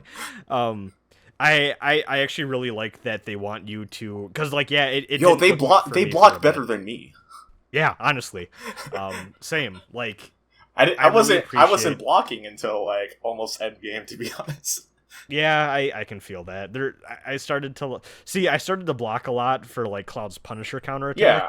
Yeah, I do the counter shit, but like I didn't just like block until like I got like it's like an ATB materia that you get from Chadley where if you block you gain materia or some shit. I think. Oh, you mean you gain ATB or whatever? Yeah, you gain ATB. Yeah. That's a good materia. Yeah, that's when I started blocking. Yeah, it's blocking's good in this game. This is real good. Yeah. But yeah, I really like how the game wants you to be switching between those party members, and even when you're not controlling them, telling them what to do, like just with that like command screen. Yeah. Because it would feel really rewarding to be like, all right, now I'm going to switch over to Barrett just so he does overcharge, and then I'm going to switch back to Cloud, and just doing little shit like that, or even like, okay, I'm going to switch over to Aerith now so she fucking does her Tempest thing, gets some magic damage in there, and going to switch back and maybe lay down a few wards and shit, and good time. Yeah, the recent East series has like a very similar thing, except you're not really like doing healing or defending, you're just punching stuff, and then you punch stuff harder with the other characters. I really appreciate how the different types of magic are differentiated in this game. Yeah. Blizzard hits and then kind of stuns, and then anything that's caught in like the weird explosion that happens gets damaged. Fire is just a straight up fireball that varies in splash damage size depending on which version of it you cast. Thunder will just hit anything because it's fucking fast, but like yeah, I think it just goes fast. It does. It's a one target thing still. Yeah, well, unless you magnify, but I'm not sure how that works. I like Arrow a lot. I like Arrow. Arrow is great because it will just track and it just happens on wherever they're. Yeah. Arrow is. I think the most accurate one of the bunch because it just like it happens inside of them wherever they are when you activate it. Yeah, and then just goes. Yeah, it makes that sound and everything. It's amazing. Yeah. What else? Blizzard. I was about to call it Boo-Foo. Oops. Silence Persona. I mean, I played P5R and FF7R back to back, so oops. Yeah. What is it? It's similar to Arrow too, but the little icicle thing just stays in place. Yeah. God, God, what a fantastic game. Oh, there is like one of my minor gripes with this game is until chapter 8, it's very clear that you should be prioritizing fire and lightning materia. You really don't start to get a lot of things that are weak to ice, aside from the occasional monster, until chapter 8 onward. Oh yeah, that's true. Arrow is a Chadley materia, which is odd, but like you're going to be a little bit behind on leveling that one up if you don't keep track of it. So there's not like a lot of ways to like straight up just grind stuff in FF7R during your first playthrough. So yeah. I mean, it's not that bad since, like, I mean, the difficulty's, like, the difficulty is, like, designed so that, like,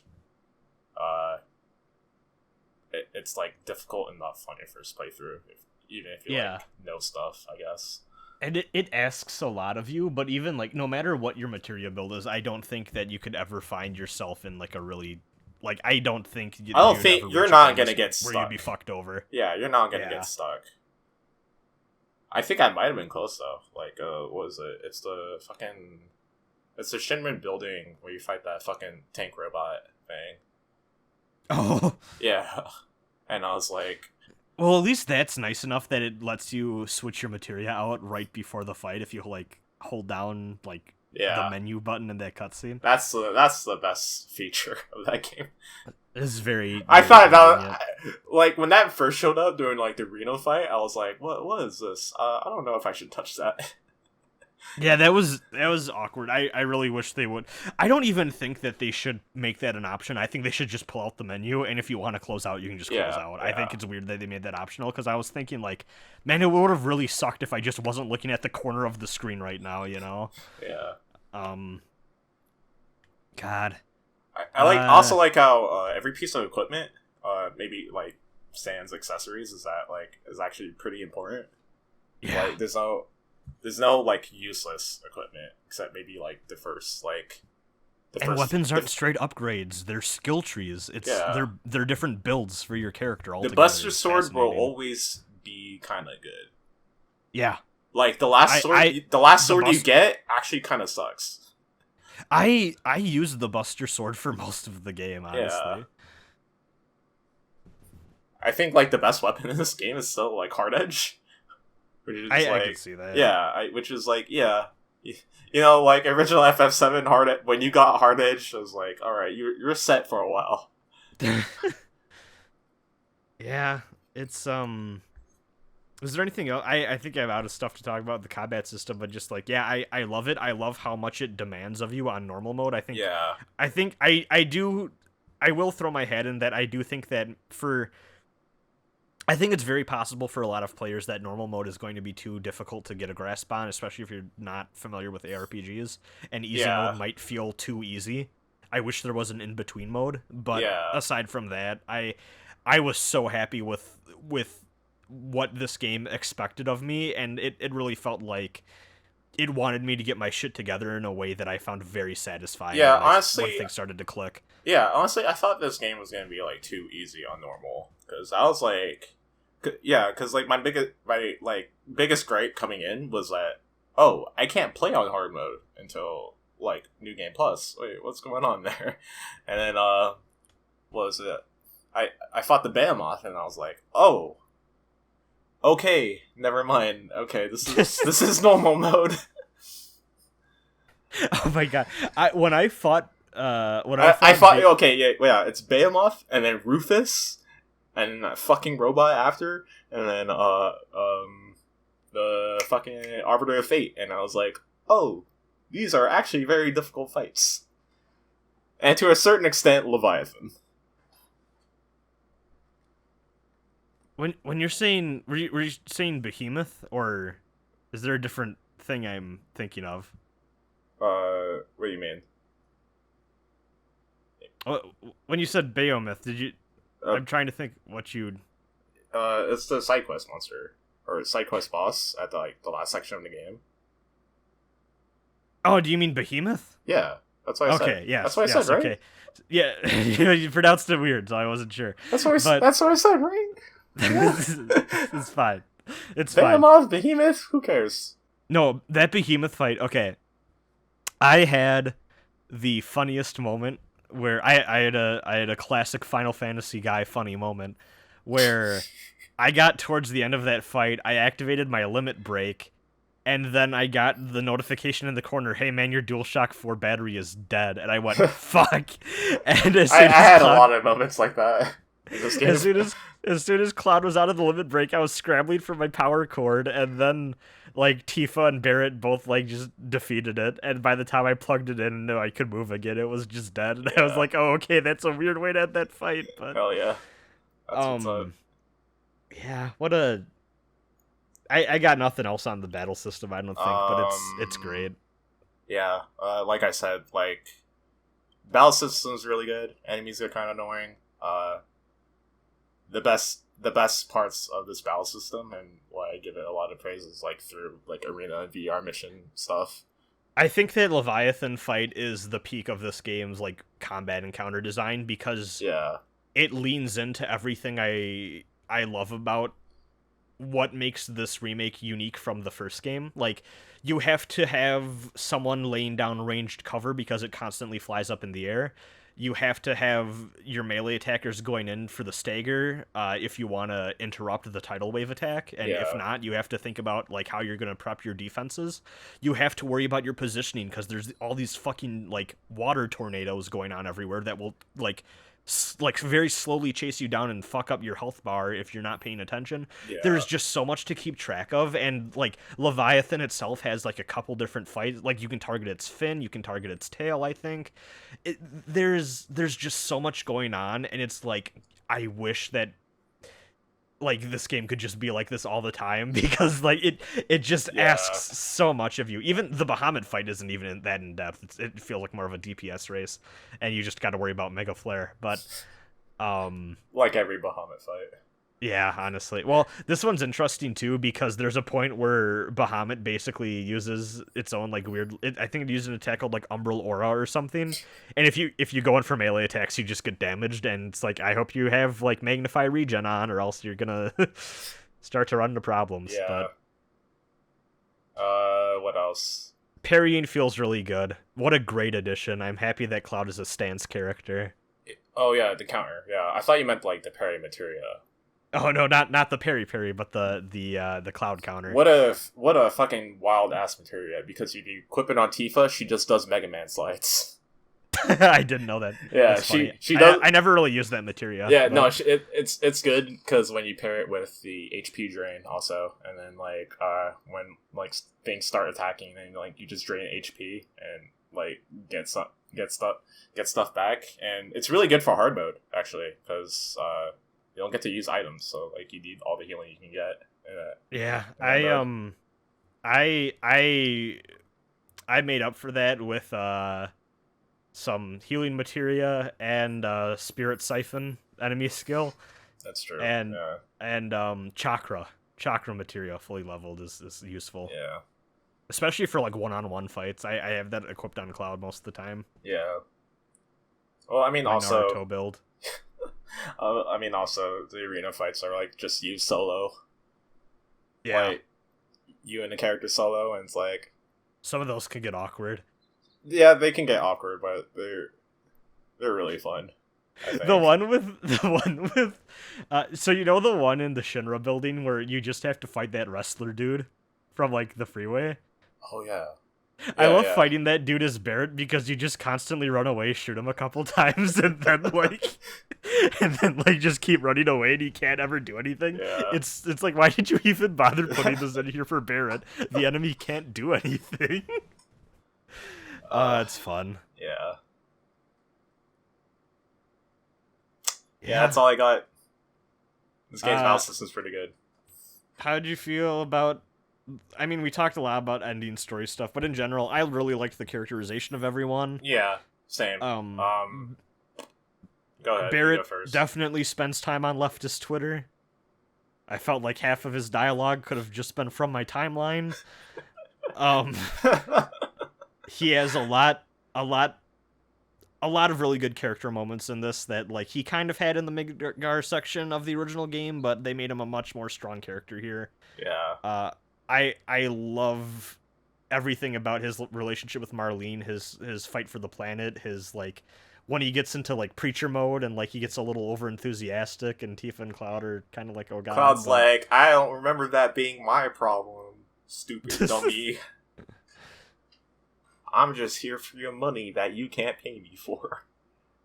Well, I even like how the combat banter starts to change later on. Yeah, no, that's the best part, actually. That's the best part of the characterization of this game, was where really like good. the victory quotes actually change. Well, like, cause Cloud says something like, "Oh, we make a good team, huh?" And Barrett's like, "Yeah, who would have thought?" And like, it's like, "Oh, that's so good." And then like at the end, he's like, "Yo, Barrett, good shit." Yeah. He goes, "Good shit," and Barrett's like, "Yeah, you too, dog." And it's like, "Oh, that's cool." These guys, stair scene. The stair scene is the best. I played through in the original. It's still pretty funny, and how they translate it in remake is like way funnier. Well, I like how the music even starts to give out in that scene. It's just like the music is like, oh god, we still have to go, and like the song just gets. What is worse it? and Yeah, worse. like I think you have the 4 count. I think displayed in that. Yeah. In that one too. Yeah. Apparently, you can beat Tifa if you tried really hard. Oh. That's That's weird, because like you're forced to walk at some point because you're too tired. Yeah. I feel like every character in this game has a moment where I see what they're doing and I'm like, oh god, if like I feel like for every single character I had a moment where I'm like, oh god, if they lean into this too hard, I'm gonna get really annoyed. Like, oh god, like, is Jessie just gonna be horny all the time? Is Wedge just gonna be making fat jokes all the time? Part about her. But like every single time that like you start to see like a little bit of like writing that like maybe grates on you, like the characters more than make up for it. Like Aerith can be a little strong at first, but like as she starts to joke around and like you realize that like a lot of her initial personality that she's showing to Cloud is her toying with him in a really fun and like really cute way. Cloud being permission to kill. Yeah. Well, like even Cloud being a like edgelord, like McCool boy who's like Barrett's like how or like what are you, like 21, and Cloud's like first class. Like all this other shit. Like Barrett's like oh, you're a fucking baby.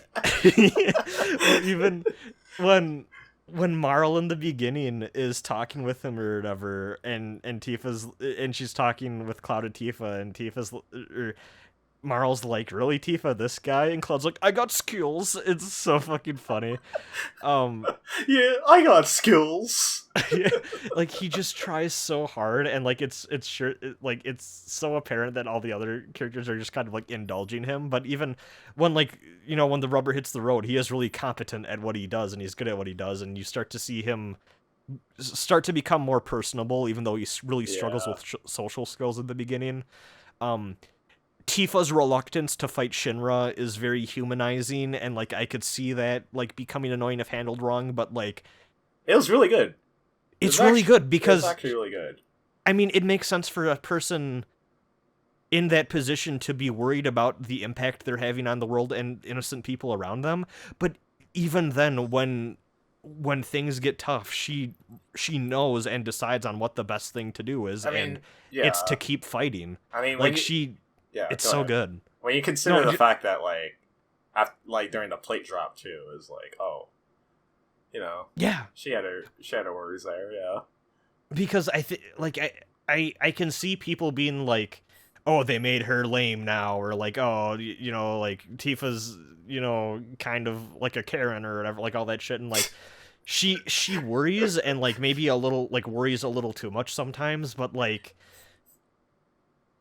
she still decides to do the right thing and to keep fighting at the end of the day, and I think that's what makes her a really good and compelling character. And I think it's good that we have a character like her where she worries about the loss of life associated with this conflict, because no one at Shinra really is, other than like Reeve, who's, spoiler alert, gonna join the party later anyways. So it's I really love her character stuff, and she does a good job of like really hammering home the emotional cost of doing the right thing and taking like radical military action sometimes. Yeah. Because the game very clearly still thinks Avalanche is in the right, even if this continuing struggle like does get innocent people hurt, which is interesting and honestly very bold for a game made by a large corporation, I must say. Yeah.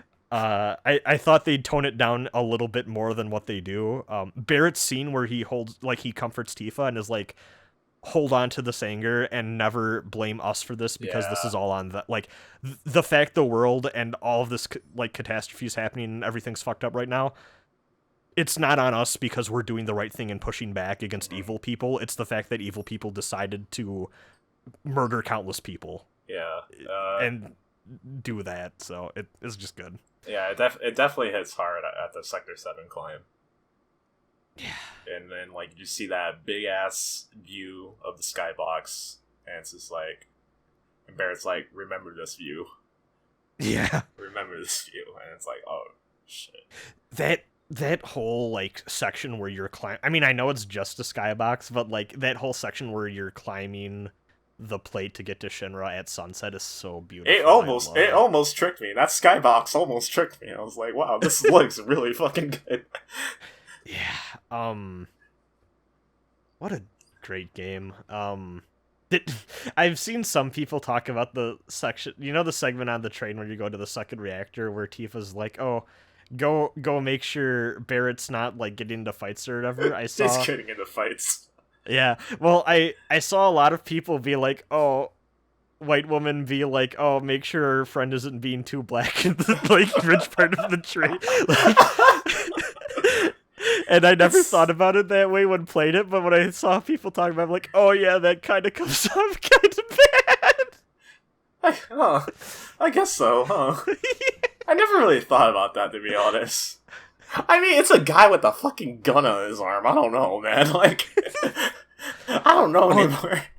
That is one thing that that I did think was a little goofy with. So I love the look of the city and mostly love the look of the NPCs, but I feel like they look a little too FF15-y and not enough FF7-y. They're very normal.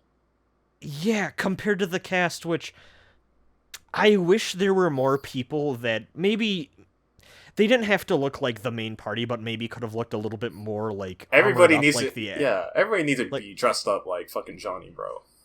Yes.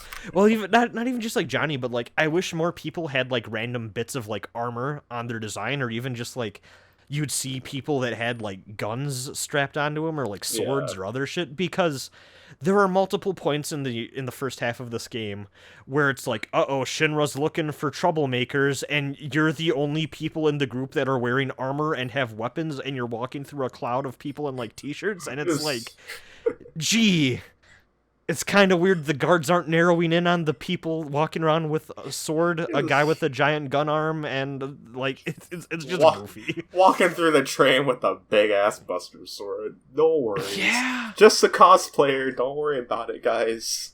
So there's a weird disconnect there that I really wish they had addressed, because it gets really goofy when they're like, oh, like we're looking for Avalanche, and it's like it's very obvious who the Avalanche members are in this crowd. God. Hey man, that manager had a right to be scared of Barrett. I don't know. He was waving that gun around. I love that guy shows up multiple times. Yeah. It's very funny. And like he's the most like, I mean, he's part of like an endearing moment at like the middle of the game anyway, so. Yeah. Well, like, because at first he's also like the most Saturday morning cartoon, like, we're doing the right thing, man. Like, guy. Yeah. Ah, that's so funny. I think in general this game's world is like stretching out Midgard to be a 40-hour game, like, does a lot for FF7. It really does. I'm curious to see how they handle the rest of the world going forward. Yeah. Because I don't think, like, no individual area is going to get as much love as, like, the different, like, sectors here did, I don't think. But like, absolutely not. But I still hope they make, like, Wutai cool, and, like, they can figure out ways to make each community feel like it has its own culture and identity and stuff. That'd be neat. Cosmo but yeah, Cat, like Gone Gaga. yeah, Midgar is like too integral to the Final Fantasy VII like identity that like you Yeah. have. I really feel like if you're gonna do an episodic remake thing, you have to make a full episode just for Midgar. It's I know you have to stretch a lot, but I sincerely think that the next few games are going to feel less stretched. I didn't feel like it stretched more, so it added to Midgar. To be honest, Maybe this is just because I've played through the game a few times, but there yeah. are a few times where they take what was once like 2 screens you would walk through to go between areas and have stretched it out to be a like hour-long dungeon. Okay, maybe the lab in Shinra, but that's it. The ones I'm thinking of specifically are like the lab and like the catwalk part leading up to that second sector. Oh, that's true, huh? I guess so. Which it wasn't. That was like a screen or something, and like Yeah. even the highway's a little bit. Actually, that's the one other thing. Sometimes this game feels like it kind of adds these weird like non-gameplay moments that feel like they belong in like fucking like Uncharted or some like The Last of Us or some shit. There's so many like squeezing into spaces. Yeah, in this game. You know what those are, right? Wait, what? Those are hidden loading screens. Fuck. That's anytime you ever have to do. You're that in so a game, smart, Nomura. Oh my god. You're so goddamn smart. Master of Kingdom Hearts. That's every AAA game that does that because too, if you notice, sometimes hold on, are you telling me that Nomura didn't make that? What? No way. Well, Nomura made that. He made Kingdom Hearts. Have you ever noticed that sometimes when you're squeezing through those areas, sometimes the characters feel like they just stop for no reason? It's because the game needs more time to load.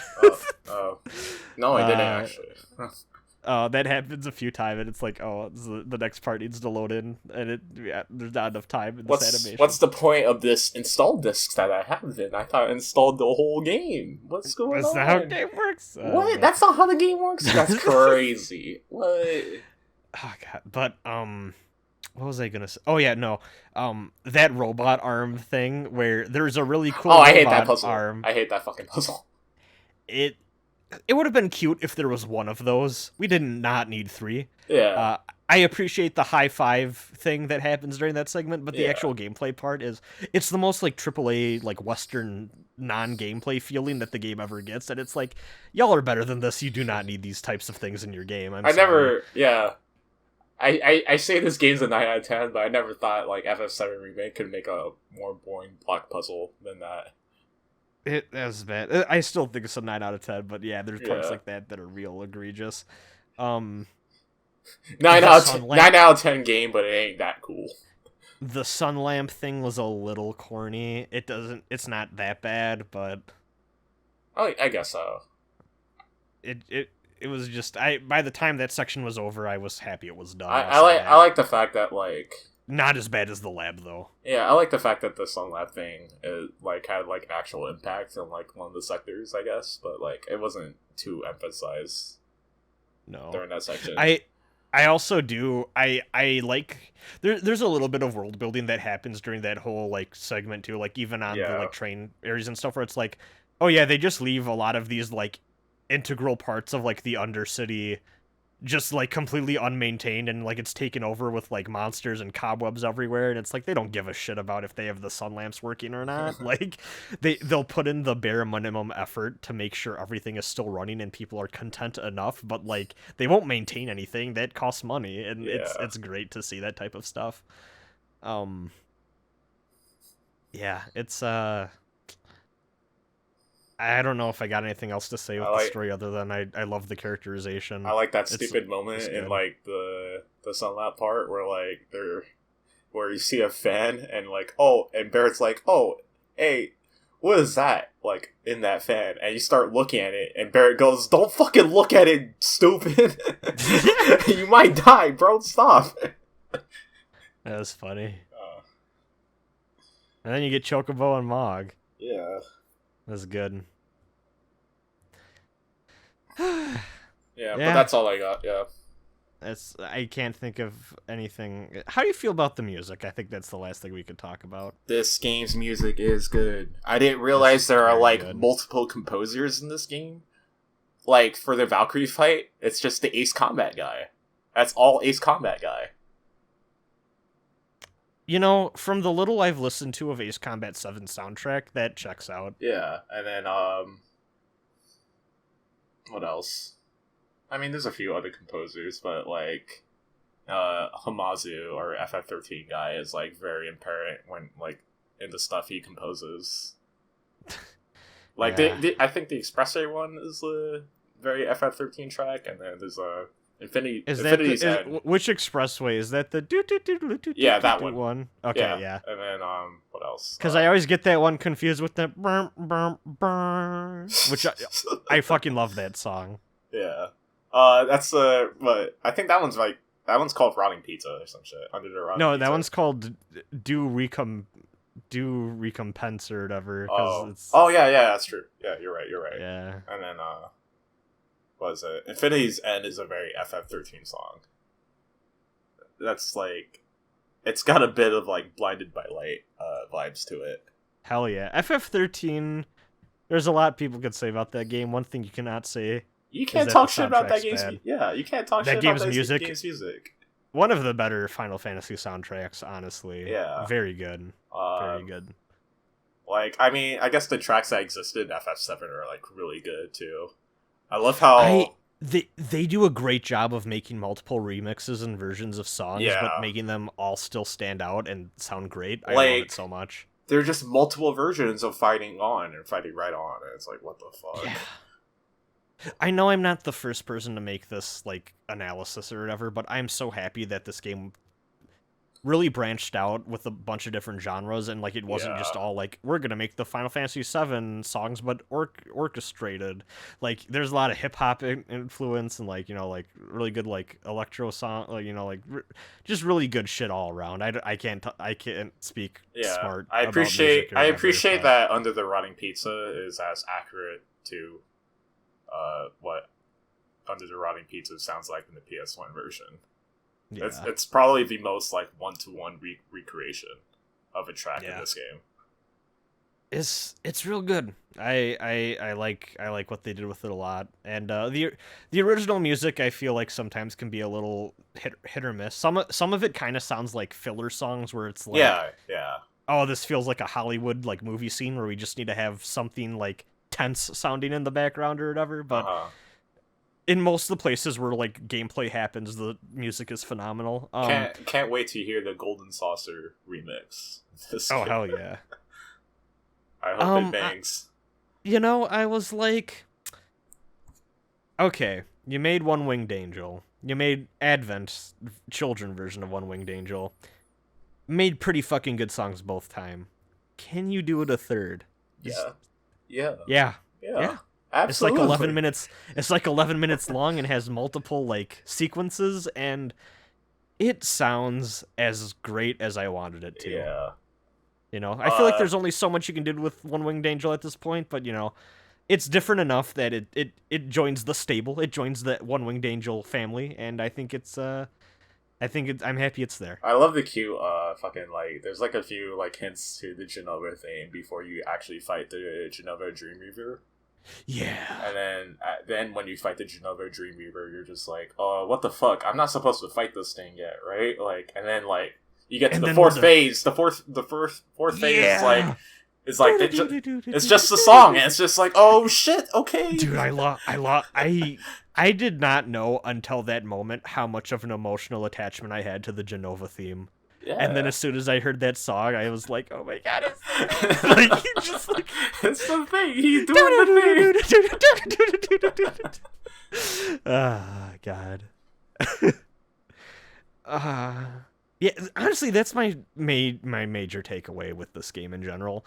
This made me feel like I was 12 again in like the best possible way, and every minute where I was like starting to withdraw into like the worst, most cynical version of myself possible, like there was always something to pull me and just claw me back out into the light and be like, no, motherfucker, you're gonna be that 12-year-old and enjoy this shit. And like I said, there's a lot of like minor mechanical things with this game that really irked me, and like even not even mechanical but writing stuff. Like I could really do without so many like fat jokes at Wedge's expense. I thought that was really lazy and boring. I like his cat. I like his cats. His cat, see, but then like that's exactly it. Like every time there's little writing things like that, like I can point to like Wedge and be like, I just wish you'd stop talking about fucking pizza, bro. Like get like, it. The fact that he loves cats is amazing, and he has really funny names for all of them. Or even the scenes in the end of the game where he comes back and helps you out, and he's like, "Hey guys," it's like, "Yo, yeah, Wedge." Yeah, like what was it? The Sector 7 drop was like actually like the best part of his character, because like he's actually like somebody who did kind of feel kind of useless, and then fucking he's like, "Nah, fuck that. I'm gonna help everybody." And fucking it's so good. Opens up the gate for everybody. Oh my god, dude. I did not expect the comedy duo of Old Guard and Newbie Guard to get that great of a story moment where Newbie Guy's like, yo, fuck it, y'all get the fuck out of here. And Old Guy's like, what are you doing? He's like, New Guy's like, I'm doing something right for a change. And it's like, yeah, random shit regard, dude, you're the best. Yeah, because like at the start of the game, you don't really expect him. No, I just thought that they would be. I thought like maybe they'd have like five lines of dialogue each throughout the game, and it'd be funny. And like, no, he gets a really cool moment. Yeah. It's great. For those listening, and like, I guess if they didn't like fucking like, either they didn't play the game at this point of the podcast, which is like, oh, you're fucking insane, first of all, or you just didn't like, go to that part of the start of the game during Midgar, with that gate. There's like two guards. That you can talk to or can listen to, and like one of them goes, it's like, please stay away from this area, sir. And the old guard goes, what the fuck kind of line is that, dude? Or something like that. He gives him shit for it. Yeah. There's a lot of really good like minor right when you get off the train at the beginning of the game and you're back in Midgar proper after the first bombing run, you can go over to like the gate leading to the train graveyard, and there's two mercenaries that just got look out for it. Yeah. And one of them's like, do you really think this thing is haunted? And the other one's like, no, that's fucking stupid. And then you go there, there's ghosts everywhere. I will say sometimes the pacing could get a little weird balancing the new and old, like, it just never stops. This game doesn't stop, ever. Well, sometimes it comes to a scratching halt where it's like, okay, go do side quests and stuff, and then it just wraps up for chapters on end, and it's really funny. But, like, the thing that makes me... the one that made me laugh my ass off at the moment where I'm like, this is batshit, is when you get to the end of... You start to get to the end of the ghost section with Tifa and Aerith, and you start to get bits where, like, Aerith is, like, you start to see a little bit more of, like, Aerith can communicate with the dead and, like, the planet and stuff. Yeah. And then you get this flashback to Aerith's childhood and some of her childhood fears.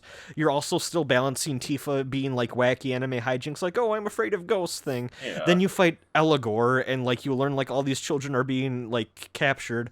And then you get the thing where you start to, like... see, like, oh no, the attack on the pillar, and then you can't get out of the train graveyard, and then a giant ghost tornado helps you out, and then you get a cut to fighting going on at the train graveyard, and then you try to go to the pillar after you've left the graveyard, and then ghosts, like, the plot ghosts attack you, and I'm like, there are like 7 different plot things happening at once right now. This is way too much for like 30 minutes. The ghosts are definitely like the, oh, this just happens type of thing. Yeah, but I love it so much because it's... Yeah, I wasn't trying to say that as a negative, by the way. It's just like, oh, that's funny. Yeah. This is cool. Well, Jawnsunn, what I love about this game... I love them... We haven't even really talked about a lot of the metatextual stuff. Yeah. Where, like, the Arbiters of Fate are... Like, I think the common metaphor that, like, at least I got, and I feel like a lot of people got, is, like, they're the fans that want this remake to be as close as possible to the original. Yeah. Despite the fact that it's just not possible. Yeah. Like, you can't make a game like this with a completely different battle system, completely different like modern storytelling standards, and have it be the same game. I mean, you made Midgar a 40-hour game. Like, what? Yeah. Something's gonna happen, to be honest. But like, what I love is that as you start to play, you realize how honestly useless they are, because at first they're like, they work. Like, they get Aerith shoved into frame so she can meet Cloud. They injure Jesse, so Cloud has to go back onto the mission. Yeah. But then like you start to see shit like Wedge lives, and then later on they're like, no, he has to be dead, and then they force him to fall off of another building. But it's like, no, but like, this is already different. Like, you changing that doesn't change. Like, you're not making it right. It's changed. I'm sorry. Yeah. Like this window is broken already. You can't just repair it. Like, it's changed. I didn't expect the ghost to be so integral to the plot, despite being like a meta like thing. Yeah. Well, because then you get that absolute fantastic moment at the end where it's like, we're gonna face this, and even like the party doesn't really know it yet.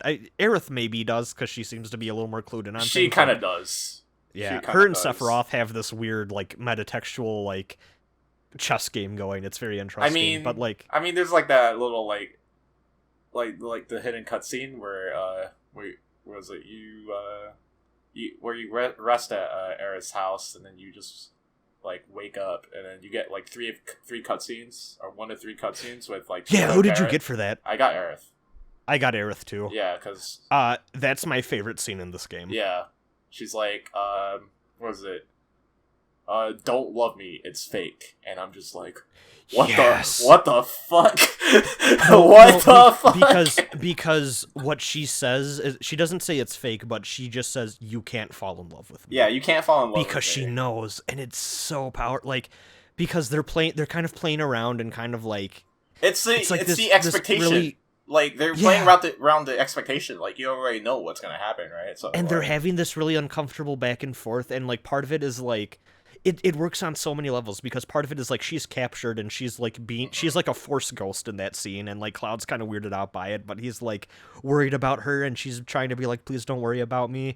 But on top of that, it's like, oh, this is clearly supposed to be like an intimate romance scene, and like Aerith and Cloud, like Aerith's gonna die later, and then like it's just this awkward like kind of back and forth, and then Aerith just looks him in the eyes and says, you can't fall in love with me, and it's like, oh my god, that fucking hits to the core. It's just so well acted. The voice actors did such a great job. I didn't see the Tifa one though. I know the Tifa one's actually really, really good. I meant to look that up before we recorded this, because apparently all 3 of them add a lot to the game, so I'm really excited to check those out. Yeah. I'm gonna get the Tifa one next, and then if I ever get around to like a third playthrough, I might just play through on easy and just get the rest of the trophies and shit. Yeah. I'm not usually someone that like cares about trophies, but I'm like, I'm so close to platinuming this game, I might as well. It's just like, and also I want to see that scene. Yeah, too, there's a lot of like weird like one-off things that you can pick through and then play through in this game. So yeah. Well, also, just on that note from the voice actors, did you the new cast does a fantastic job, by the way. I know a lot of people are attached to the old Final Fantasy VII dub team, and like I get that. I grew up with them, I get that, but I think these people just do a lot better job. I'm sorry. I love this Cloud. This Cloud VA is good. He's my favorite Cloud of all the people I've heard, which I don't know if anyone other than I'm sure there's been multiple Cloud voice actors at this point. The Zack voice actor is not new, I don't think, right? Or I don't know. Yeah, he sounds kind of lame, so I'm just like, oh, this sounds like Cress's Corsac.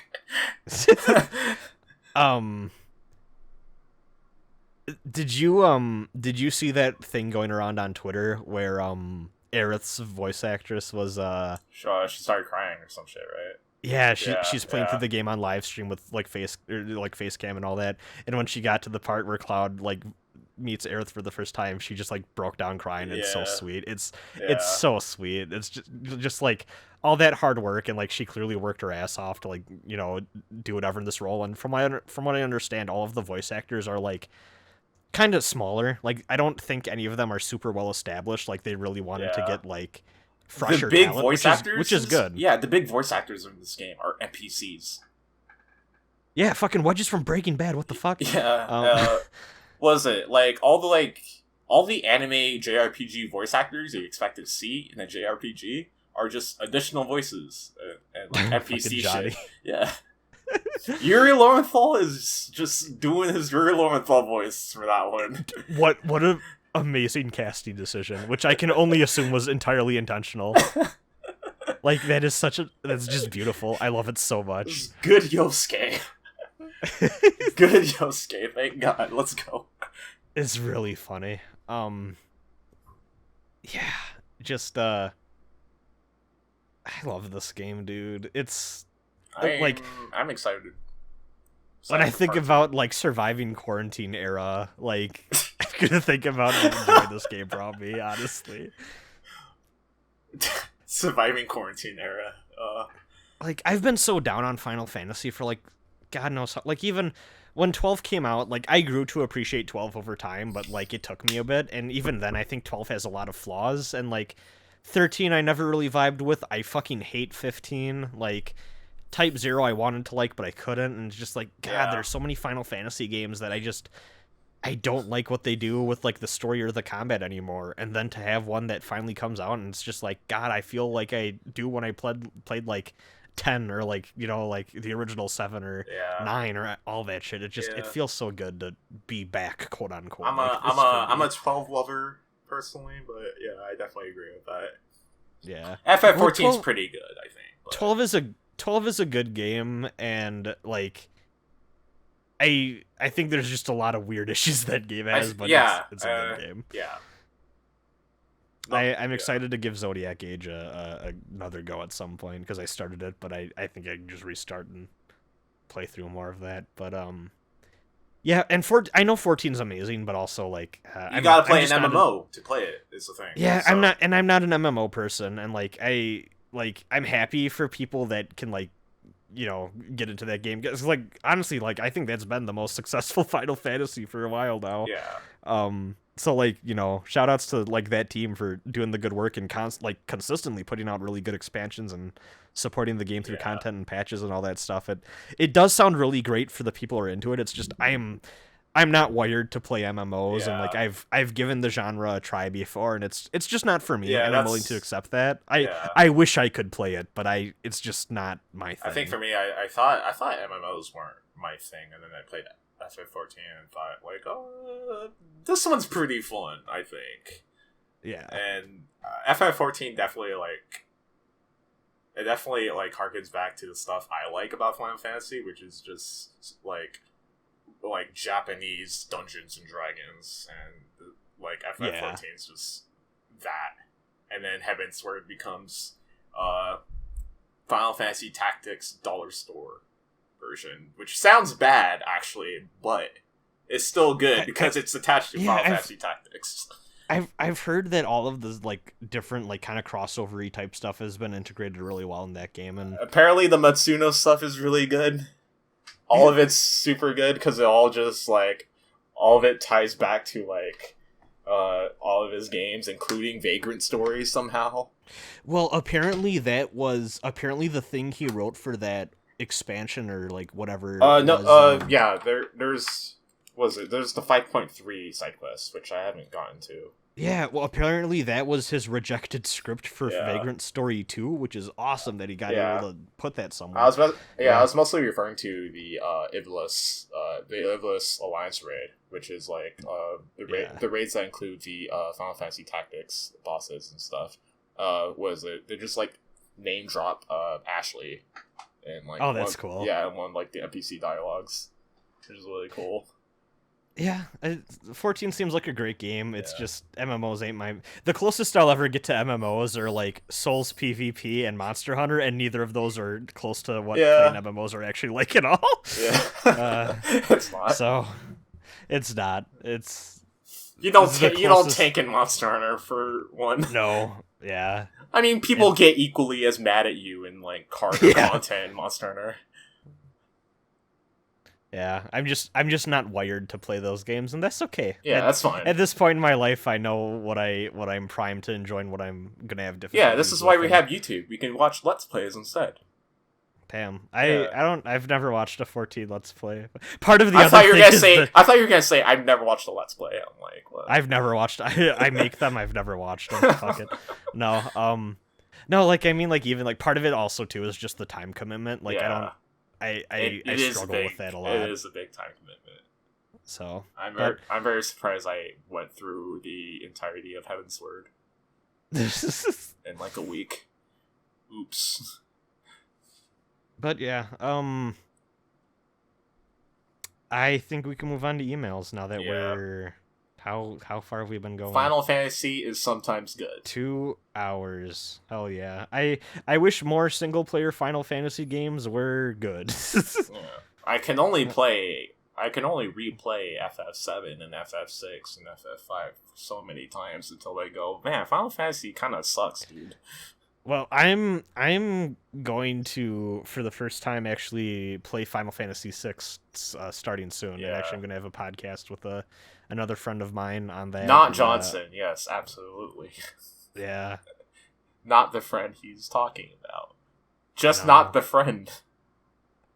You're not my friend. Yeah, exactly. I'm a guest. You're a fighting game mentor. Yeah. Let's get this out of the way. I'm a fighting game guest. Yeah.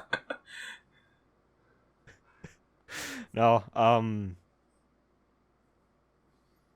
I was complete. Oh yeah, emails. I was like, my brain emptied out of my head. So first email's from Zay. I'm wondering what you guys think about the new soundtrack. I really like some of the new takes on Uematsu's old work. Yeah. But some songs I find don't live up to their MIDI original. I've also found some of the original work is forgettable and doesn't have nearly as much personality as some of the re-recorded songs.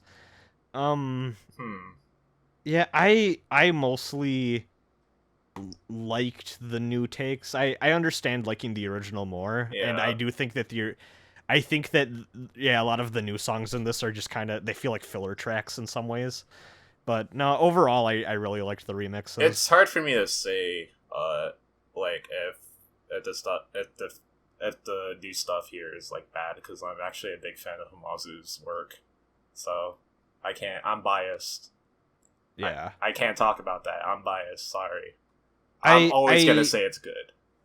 One thing that I can kind of see, so this game goes a lot of different directions with the music, and I think it really livens it up, and it kind of reflects the different components of the setting it's working within really well. Yeah. But at the same time, like when you have like a game with that type of MIDI original like soundtrack, like that game became iconic, and like the soundtrack became really iconic for a reason, and it really does have a unified, even though it was probably due to complications and like technical limitations at the time, like there is like a unified sound to Final Fantasy VII that this game kind of lacks because they vary it up so much. But I think that's more of a different taste thing than like a, like specifically like better or worse. I mean, just to be clear, the original PS1 version uses synths. The PC version actually uses MIDI to varying degree of good to bad, depending on the person, and also the sound chip on your PC. But yeah, I agree with that. Do I have a fucking thought? I don't know. Whatever. Is there any new like version of a song in this game that you can like point to and be like, oh, I like the original more? I don't know if I have one off the top of my head.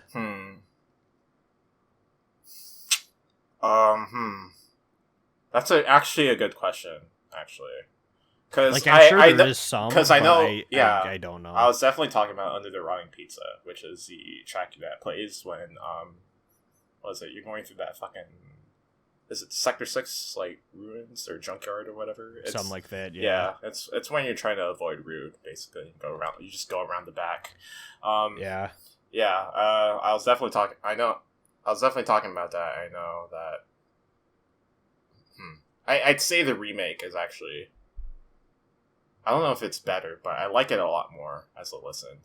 Actually, I feel like this is cheating as an answer because it's so short, but You only get the victory fanfare in this game either when Barrett sings it or. Da da da da da da da da.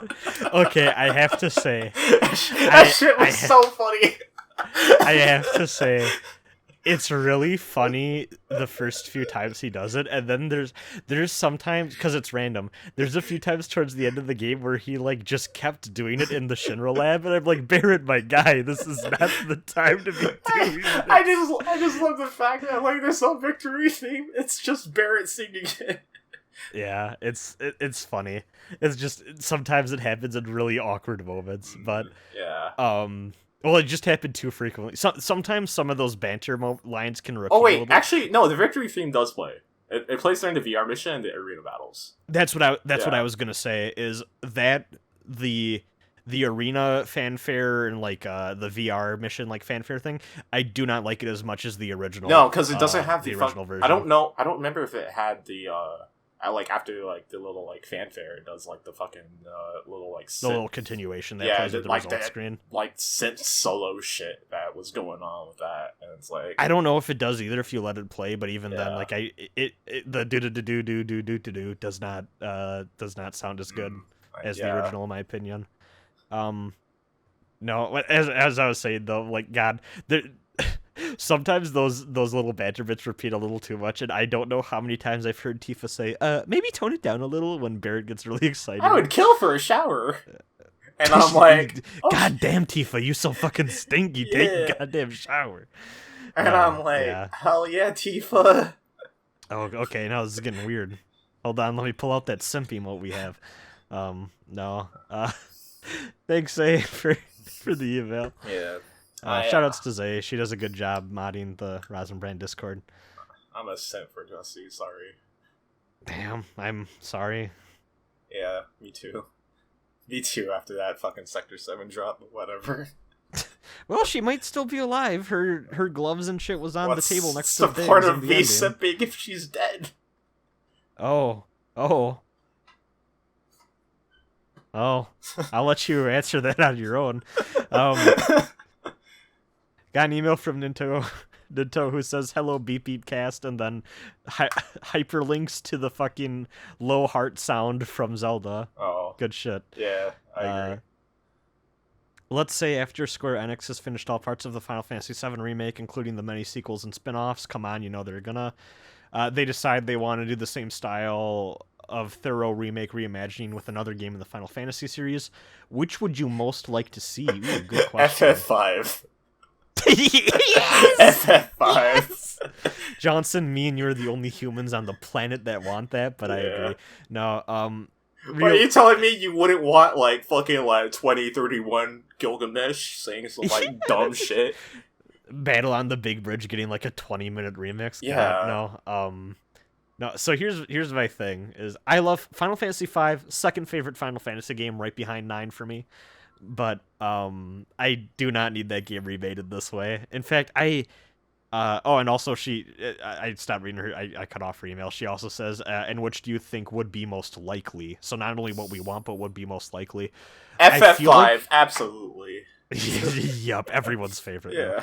I feel like honestly, the one that would be most likely to get a remake like this would be 6. Yeah, absolutely. I can't comment because I haven't really played further than a couple hours into that game.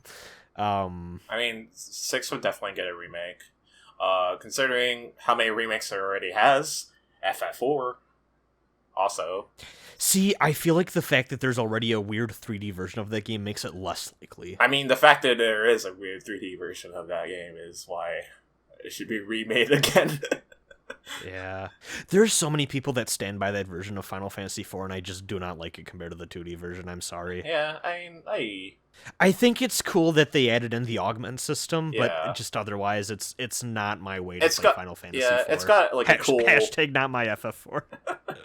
It's got like a cool difficulty balancing to it, like a lot, but yeah. Yeah, I want to give it another try, but I thought they made it a little too much for that game. I think I definitely would play Complete Edition a lot more, to be honest. Yeah. I think 6 would see the thing that frustrates me about this question specifically is she says another game in the Final Fantasy series, and I think 6 would be the most likely, but like I don't know if I need like I think part of the reason 7 is a great choice to be remade like this. Well, one, first of all, they did it because it's popular. I think we all know that. Well, But also because like I don't know if this was their intention, but like it really like what they were trying to do in 1997 is what like they're actually doing now in 2020 with how they're trying to make with how they're trying to make FF7 a very like cinematic experience as a game as a whole, rather than as an RPG. Because 7 was that kind of adds to what I was going to say is 7 is that point where like they do the transition from 2D to 3D, and when you go back and look through all the games, it's very easy to see the bumps in the road, like the Popeye models that everyone makes fun of. Yeah. And there's a lot of beautiful pre-rendered backgrounds, but that setting is just asking to be expanded upon, and I think that's part of the reason that Final Fantasy VII was able to so easily get so many spin-offs. You know, those were going to happen regardless, but like I think Final Fantasy VII, compared to every other mainline Final Fantasy, is a excellent world and just a good choice overall to easily do more stuff with in terms of expanding on it, in a way that I don't think a lot of other Final Fantasies are, as much as I love them. Like, I love Final Fantasy X and I love Ivalice, but like, I don't know if I'd need a remake like this for 10 or 12. No. You know? Yeah. Maybe Tactics, but like I'd still want it to be a strategy game, you know? Yeah, Tactics is fine for where it is. I think it just needs War of the Lions to be on other things instead of the PSP, but otherwise it's fine. Why the fuck isn't War of the Lions on Switch? It is a crime. Yeah. That game is not on Switch. Man, just do the thing that you guys always have been doing. Just port the mobile thing into the Switch and then check the flag. Check the flag. Port to Switch. That's how game development works. That's how game porting works. Yeah. I just love the idea that at Square Enix HQ they have a bunch of glass cases that are like, we need more money, and it's like Switch port of like FF Tactics, and they just break the glass. No, this ain't making enough money yet. We can't break the glass yet, dude. We need to wait until that gacha Final Fantasy Tactics we put out that apparently sucks is out for a few more months. We need to wait until Matsuda makes another thing for FF14, and then maybe we'll do it. Yeah, no, because what I was going to say is, like, if I think of games I want remade from Square Enix like that, I don't think Final Fantasy. I think about, like, it'd be cool to see, like, a fully realized version of Xenogears that, like, doesn't have a fucked up second half. A good second disc of that game. Yeah. Chrono Cross is another one I'd really love. I mean, even a Chrono Trigger remake I think would be really neat at this point. If they're not going to do anything with the Chrono games, like... Definitely, definitely Parasite Eve, to be honest. Really... Front Mission, fuck it, all of Square Enix's PS1 library, just remake it. Honestly, Einhander too, to be honest. What else? Guys, you just remake guys, bro. Honestly, that game sucks ass. You guys need to remake it. Don't give it an Arc System Works, give it a fucking Capcom or some shit. Like, I don't know. Remake that game. See, what I really want is I want Sony first party to be like, oh shit, just like what we did back in the day, now that Final Fantasy VII Remake is popular, time to remake Legend of Dragoon, motherfuckers. Yeah. Oh, hell yeah. Shoutouts to Legend of Dragoon. Remake Grandia 1, fuck it, bro. Make another Wild Arms remake too while we're at it.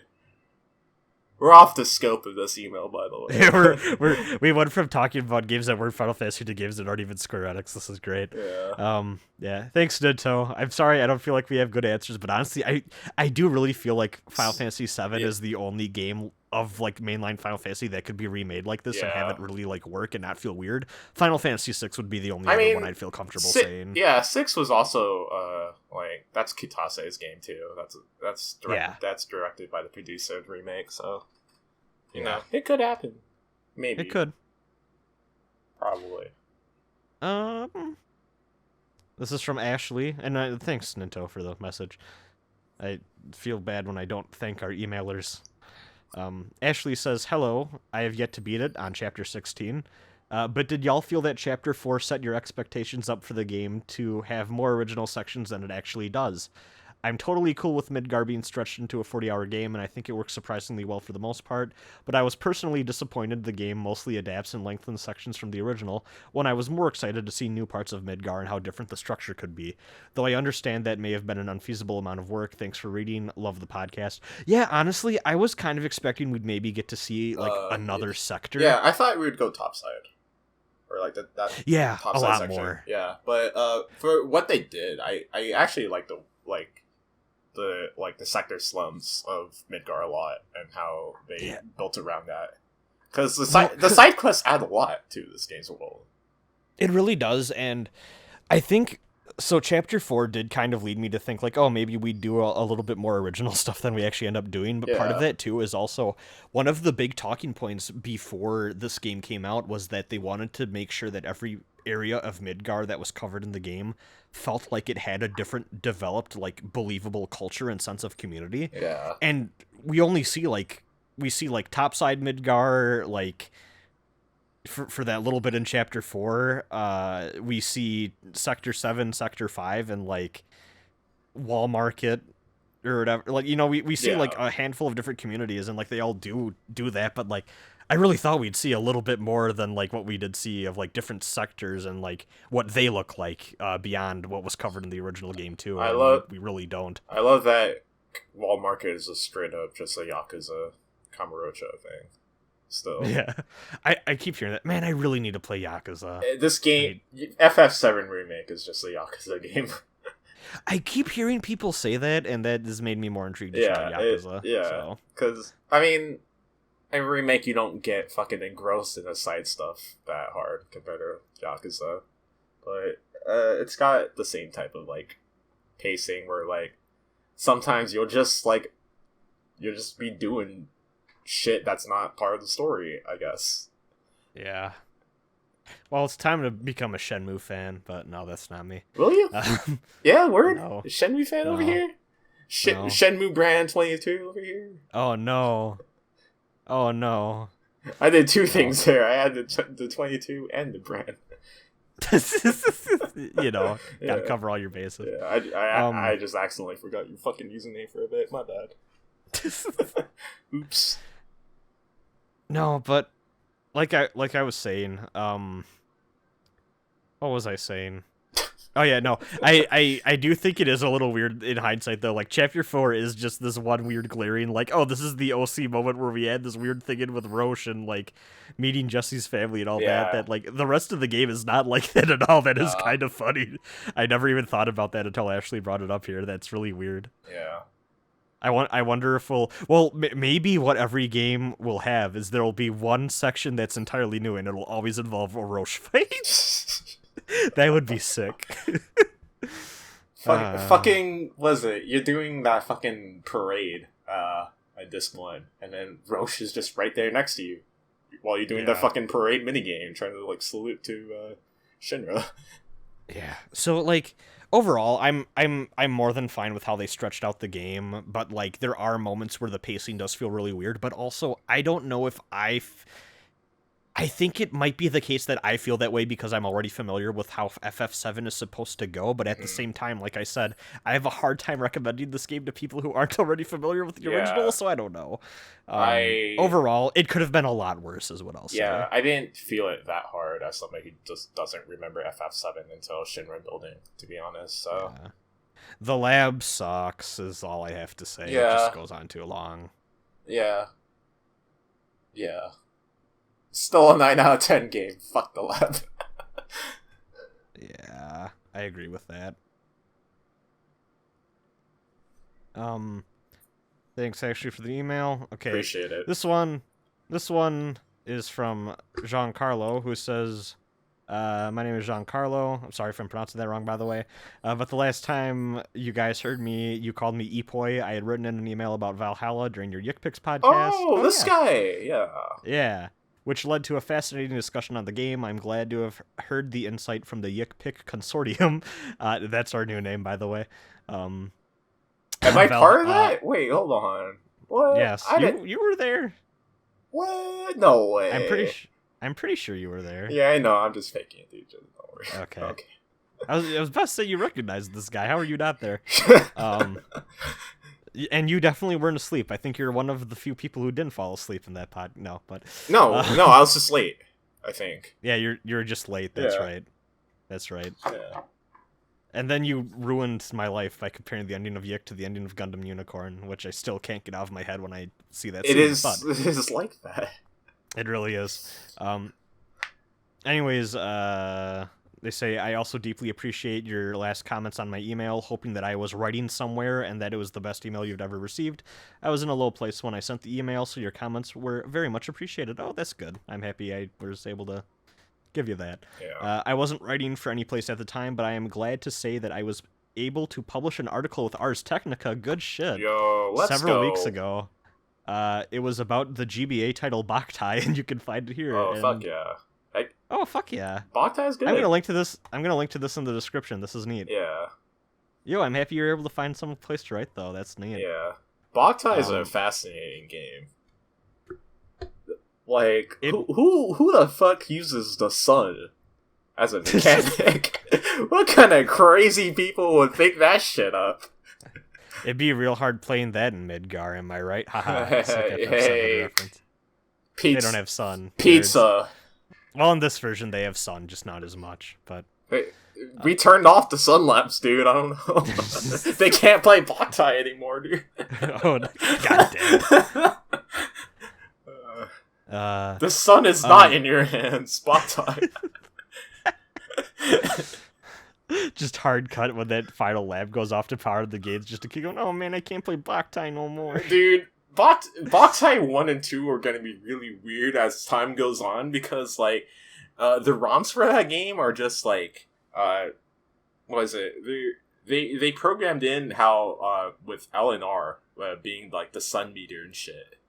For the ROM rips for the GBA games. Interesting. Yeah. You're just never gonna use the sun ever again as time goes on. The email continues with, it was the first pitch I had ever submitted, and it was quite successful with Ars Technica's readers. Oh, that's good to hear. Yeah. I hope you guys find it interesting as well. Thanks again for everything. I'm a bit behind on Last Heart Left after I got hired at a much better place than where I worked when I last wrote in with you guys. It's a state job with full benefits and union protection. Oh, fuck yeah. Let's go. That's good shit. Life's going good right now, it sounds. That's good. But I'm always interested in what you guys will cover next. Best wishes. I hope you guys and your families are all right. Aw, thanks, Giancarlo, a.k.a. Epoy. You'll always be Epoy to us, goddammit. No. No, that's really nice, and I'm happy that our words were comforting to you in a maybe not so great time, and life seems to be going pretty good right now. Not a question, though, so don't ever email back here again. Fuck off. Just kidding, man. Good shit, though. No, that's good. That's good shit, and I'm gonna link to your article in the description, because I'm sure it's fantastic, and I'll give it a read. All my homies love Boktai, bro. We all love Boktai over here. I have very little Boktai experience. You play Metal Gear Solid 1. You have Boktai experience. Don't worry about it. Okay. Yeah. Thanks for that. That's a good uplifting email. I'm happy things are going well for you. Gonzalo says, hello, Ryzen and Jawnsunn. I hope you're doing well. Oh, somebody mentioned my name in an email. Let's go, dude. Fuck yeah, that's what's up. Did any of the other... No. No? Yeah. I'm big Hollywood over here, baby. Okay. Okay. Just kidding.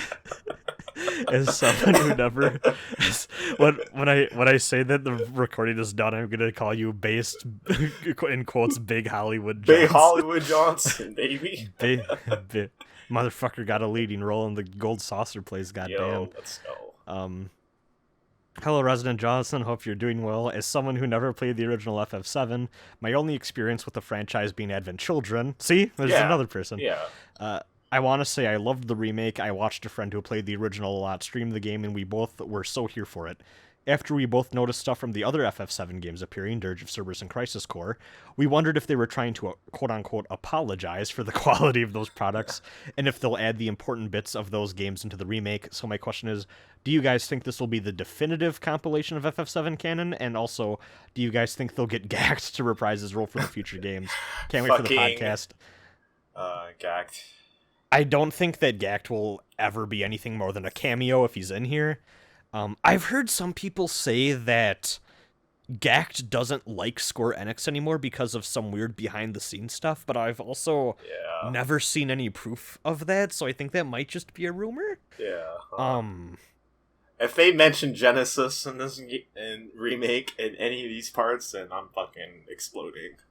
Well, they kind of do, because they reference his soldier type in that Hojo, like, boardroom scene. Fuck.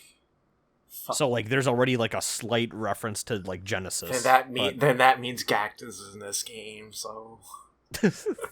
Well, see, because what I don't see it so much as trying to make a definitive version of the canon as much as they're I adding think it's... to it.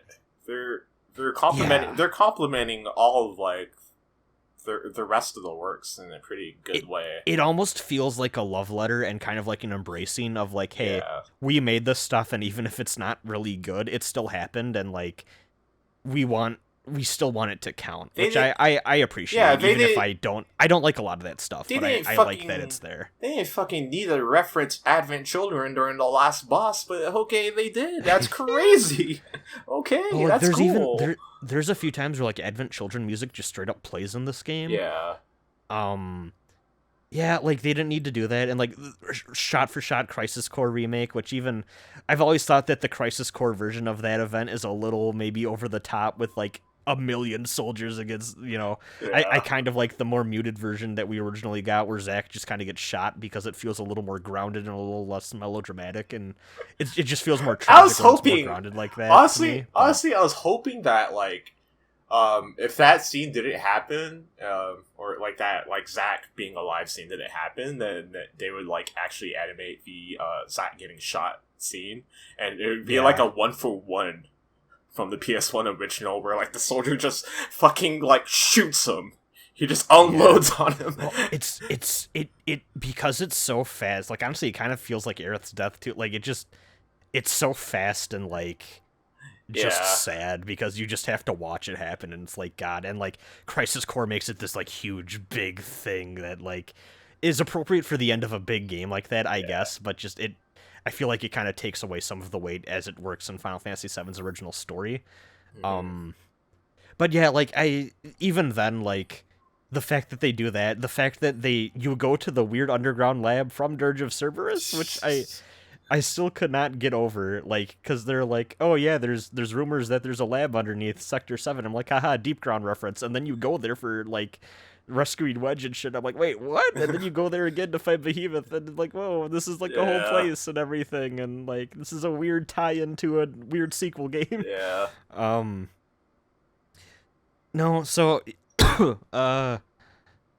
I don't know if it's trying so much to be a definitive version of this as just, well, even they apparently said this in an interview recently, where like this is, you can kind of think of this as like another addition to the compilation as it stands. It's a compliment piece to like FF7 still, despite it being a remake as well. It's like, you still need to play the original. Still, hey, I think so. Yeah, and like even if, and like I think it fits with this game too, and like the position it takes on remembering the original game's legacy, that it doesn't shy away from any of that stuff, and it doesn't try to rewrite history. Like I said before, it tries to embrace it. It just says, all this shit exists. We're not gonna pretend it doesn't. We're gonna use little bits and pieces, and the people who get it will get it, and if you don't, it's fine or whatever. And I would say all remakes should do this, but it's a very like different take on just revisiting a work. I think when you have a game that is this, for lack of a better term, has this much clout and like FF7 clout. Yeah. Cloud Strife, but just has this much of like a legacy behind it. I think you can get away with it. But yeah, in a lot of other cases, I wouldn't have minded if they were to like, let's just scrape off this other stuff. I but... wouldn't like know how to make people cry about Aerith again if you just like 1-for-1 did FF7. To be honest. I've been memed about that, you know? Like what's the like? How am I gonna cry? I'm probably gonna laugh somehow, you know? Like don't. I know you're gonna laugh. Yeah, I'd be like, yo, that shit funny, bro. Hey, katana go boom. God damn it. Thanks, Gonzalo. Full Powered Gundam says, hey, so I wanted to ask about your thoughts on the people's reactions to the ending and the pushback with the changes. I've seen some say that, what did you expect its remake, or you should have known better considering the track record Square Enix has, and wanted to know if you have any opinions. I fucking love the ending. Yeah. I love all the changes. I think the chef's kiss on the end of all this for me is the fact that the things... The element of this game that people complain about for being so different is ghosts that try to make the game not as different as possible. What a beautiful irony, you know? Like the arbiters of fate that try to keep things so similar just by existing are a massive difference from the original game, and it's once again just works on so many levels for me, and I love to read into that because it's like, no, you can't catch that lightning in a bottle twice. And I think I said this before, like, I feel like the me that existed when this game was first announced and I was a little bit younger maybe could have been the person that was a little mad that they took something I had a lot of love for and they changed it so much. But as someone with a little more time under my belt, and I've played a lot more games, I'm more familiar with a lot more different types of things. I've experienced more remakes of things I love a lot. I watched Avengers Endgame. I know how multiverses work. I'm a fucking scion of culture. Yeah, I'm an honestly. MCU fan. I know this shit. I'm not new. I caught up on the Coheed and Cambria lore. Like I fucking understand pop culture like no other man. Absolutely. Now. No fucking just as someone who's grown up a little bit more, I feel like I'm happy this game just didn't try to do the same thing again, because it wouldn't have worked. And like, the original still exists, it's still highly accessible, it's been ported everywhere. I would rather we do something interesting and something that builds on the expectations set forth from the original, because realistically that's going to happen regardless. This is a lot more interesting of a direction, and it's made me more excited for the other games to come, and I don't think a straight-up remake would have done that for me. I think for a lot of like remakes, a lot of people expect for the remake to just replace what the original did, or what the original was. And like I kind of like that. Like FF7 Remake is not that. It is an entirely new experience. I appreciate it a lot. Yeah, I think that answers that. Thank you, Full Powered Gundam. Yeah.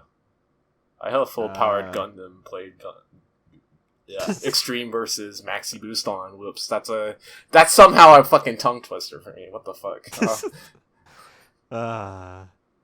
Last one is from Ultimate Trainer.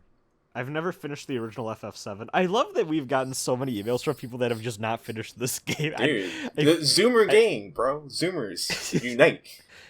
Honestly, I do think FF7, though, is, like, the pinnacle of games that, like, people have definitely played the beginning part of, but just never beat. Bro, okay, here's the thing. Honestly, if you played the beginning of FF7, you know JRPGs already. You know... You played all JRPGs, bro? That's a joke. That's a joke, by the way. No, see, you play up through Midgar on FF7, and then you know everything there is to know about video games, and then you discover Persona 4 Golden, and you're like, wait up. Oh my god, what? Yeah. I can date girls? What? What the fuck? That's crazy. I wasn't expecting that. I mean, you can date in FF7, but like, whoa, what an evolution to the genre. Yeah. God damn it. Anyways, Sorry, Ultimate Trader. I never finished the original Final Fantasy VII nor the remake, only Dirge of Cerberus. Oh god, I'm sorry. What the fuck? Do you think they would introduce Omega and Chaos into the sequel remake? I don't think so. Maybe as references, but not as anything more. Are you excited for them to get to Vincent as a party member in the combat engine? With how many different minigames in remake do you think that they could call back to the combat systems of... I hope he plays like Dirge of Cerberus. No, I think that they might do. I think that his gameplay is going to be more Dirge of Cerberus like than we're expecting. I'm just gonna pull out a fucking sniper rifle and headshot Leviathan. It would honestly be really cool if they incorporated some of those mechanics and like make them feel not like dog shit. Yeah. Actually, they continued talking and they say, do you think that there'd be any callbacks to the different combat systems of Crisis Core and or Dirge of Cerberus? I think if you play as Zack, there will definitely be some Crisis Core isms that would be kind of funny. Slot machines, woo. Maybe Zack will kind of play like Cloud, but instead of having like operator mode and Punisher mode, he'll have like soldier mode and sicko mode, you know? My brain fucking... I've been trying to find a way to say that joke for like 3 hours now, I'm sorry. I hope the HUD changes at least when like you play as Zack, like Kingdom Hearts. The slots. Yeah. The DMW system or whatever the fuck comes up. Yeah. Ah, God. Anyways, they say... where was I in UT's email? When do you think Final Fantasy VII Remake 2 will end on the story? I think Temple of the Ancients is a safe bet. Yeah. I'd say that too. That'd be covering more ground than this first game did, but I think then the trade-off would be that one probably won't feel as stretched out as this one. Mm-hmm. And then I don't know if they do a 3 and 4 after that, or they just wrap everything up in 3, but I feel like Temple of the Ancients is a good place to end for that second part, even if maybe it results in a longer game or just one that doesn't have as much filler content. Here's the thing for me. Will Vincent and Yuffie be characters that are still optional? With how much money they have to pour into like character, I don't think that they would ever make them I would like actually die if like fucking after trying to unlock Yuffie through like running in a fucking forest again. That would be funny. Yeah, and then like I'd have to like pick like the right options in order to get Yuffie too. Oh, did the fucking cat sheath? I don't know. Oh, Kate Sith. Did you like that little cameo? Yeah, I liked it a lot. And I was like, yo, what the fuck are you doing there? Wait. Can you imagine not knowing anything about Final Fantasy VII at all, and then seeing that scene during that traumatic moment? I would... Oh my god, what beautiful. I think, like, people who play it who just don't know about, like Kate Sith and just go, like, oh, funny cat. Yeah, I know it's technically supposed to be like Cat C or Cat She or something. Oh yeah, it's like Cat She, but like I'm Cat She. Yeah, I'm so used to like saying Kate Sith. Yeah, it's the name of my sister if she was a Sith Lord. Huh. That's a fun, rousing fact. Yeah.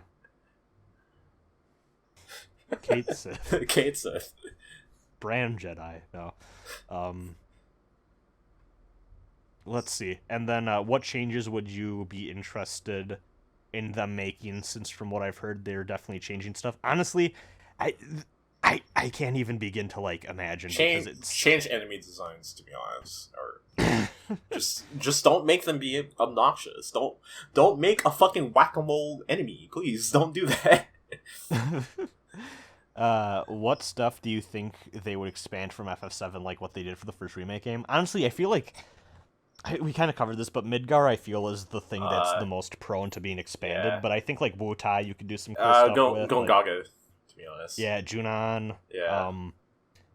I can't wait to see what the fuck the weapon fights are like. Those are going to be really cool, I bet. Cosmo Canyon is definitely... Hell yeah. Yeah, you definitely gonna need to expand on that, to be honest.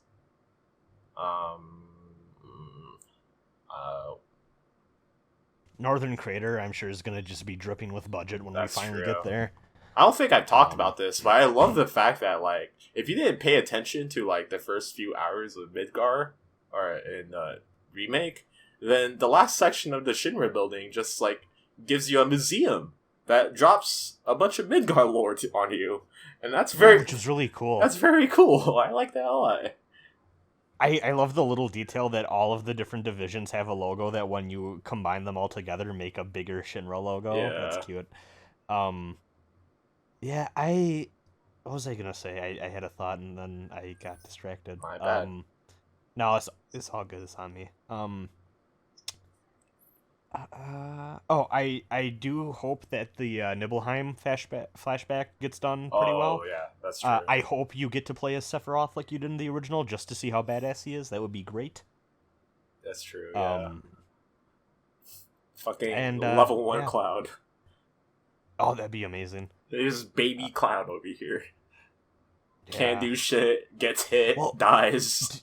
Dude, how fucking rad would it be if, like, you get to play as Sephiroth in like, the flashback that's gonna clearly start the next game, and then, like, he has materia you won't even be able to get till, like, episode 3 or 4 or whatever. Oh, damn. Like, that would be such a cool thing to do. It just has this, like, cool ATB material that it, like, just makes the battle system way cooler than it should be on part 2. Yeah. And you're just never gonna get that. It'd be cool.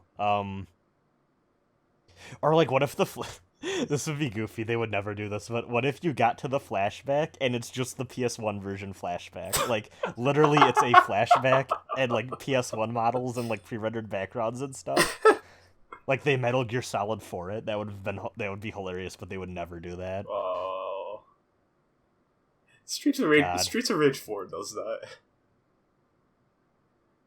That's a thing they do in that game. Whew. Well, that's the last email. Yep. We're almost at 3 yet. Well, we're at 2 hours, almost 50 minutes. Yep. Whew. Yeah, I think we can call that a podcast. Do you have any closing thoughts, Johnson? Final Fantasy VII Remake is a good game. There's a lot of good games that have just been coming out recently. You should not miss Final Fantasy VII Remake. Unless there's a real big surprise in fall, I think this is gonna be like game of the year for me, easy. Yeah. I like pure joy for like 50 hours, and like I got like maybe 7 more hours to play through. 7. 7 hours, but what will you do with it? 7 seconds till the end.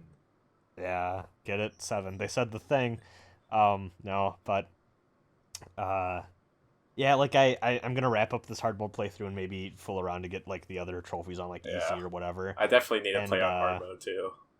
Yeah, but like just filled with joy, even if I have some frustrations. But like, God, this game really got me out of like kind of just like a whatever mood where I was just kind of like going through the motions on like playing games and stuff and having fun with stuff. But like I didn't connect with the game at this level for honestly, since I think I played Hollow Knight a few months back beforehand, into late last year. Yeah. But God, what a phenomenal game! And now that I'm done with that, and I had like a Final Fantasy VII Classic playthrough I wrapped up not too long ago, like right before this game dropped. I'm super excited to play through Final Fantasy VI for the first time. Only Final Fantasy I haven't beaten other than like 15, but even then I just stopped playing 15 and then watched the rest of it on like a YouTube Let's Play because big Kefka fan excited to play FF6 for the first time. 6 for the first time, yeah. Yeah, after that I'm gonna have played through all of the like single player mainline Final Fantasy games I care about because I really cannot stand 15. Yeah, so. That's what's up. And after I saw that game's like ending and all that, I was really happy I didn't play the rest of it. Yeah. So, ooh, I definitely say for me that very weird to play 2 big RPGs back to back with P5 Persona 5 Royal and FF7 Remake, and just finishing both of those things up. One day I'll get to P5R. I mean, not for a long time. You don't have to. It's fine. See, but like the changes that you've described, like I know too many people whose opinions I trust they're like, oh, I really like the changes Royal made, and like I wanna, like I know I'll probably still have a lot of the same problems, and that'll probably frustrate me, but like the game, because like say what you will about Persona 5, and like there's a lot to complain about with that game. Like I don't like it. A lot of the other Yick Picks crew did not like that game. You are the P5 apologist in our group. I'm an apologist. Yes, I agree with the things that people say about it. You know, like I think it's whatever. Okay, whatever. I will apologize. Yes, I'm sorry. I love Atlas.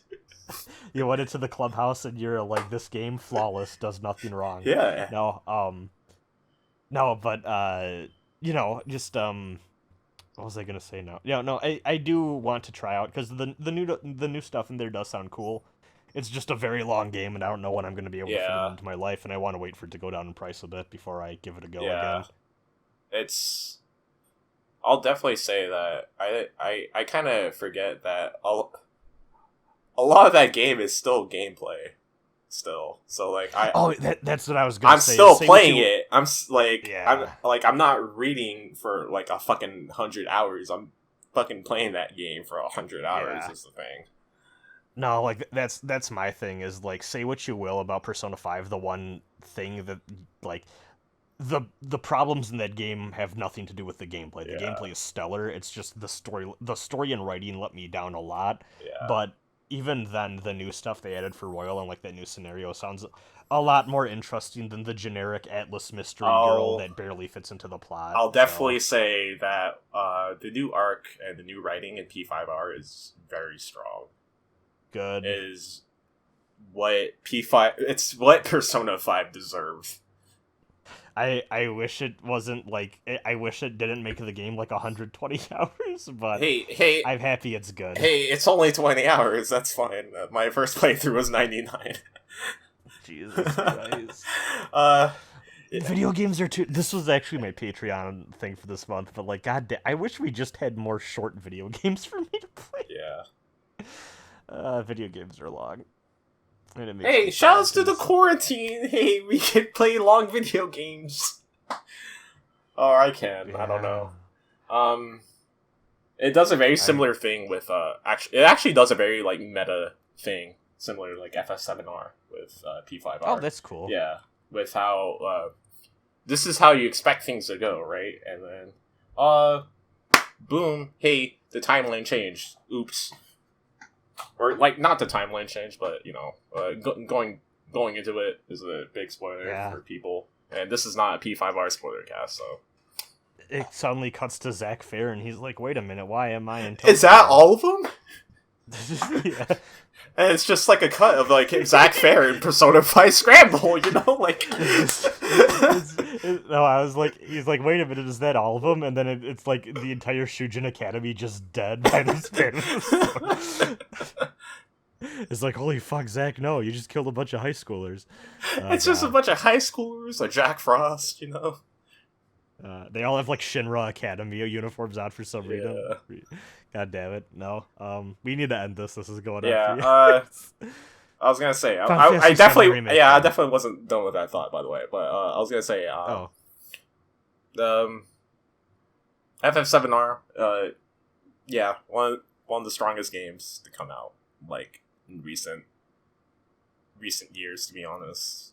I think it's like one of the more like ambitious like AAA games, I would say. It really is. It really is because it's what it wants to do right now is like. Can you do that? Are you allowed to do that in a remake? Yeah, they didn't take a safe way with it, which I'm really happy about. And it's a good game. I'm real happy we didn't get the CyberConnect 2 version of this game. No, they were working on Jump Force, dude. The fuck? God. What a weird alternate... Man, there's an alternate timeline where, like, Stamp looks different, and CyberConnect 2 made this game, and it's worse for it.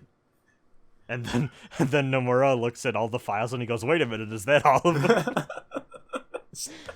That's gonna be a running joke here. Huh? Yeah.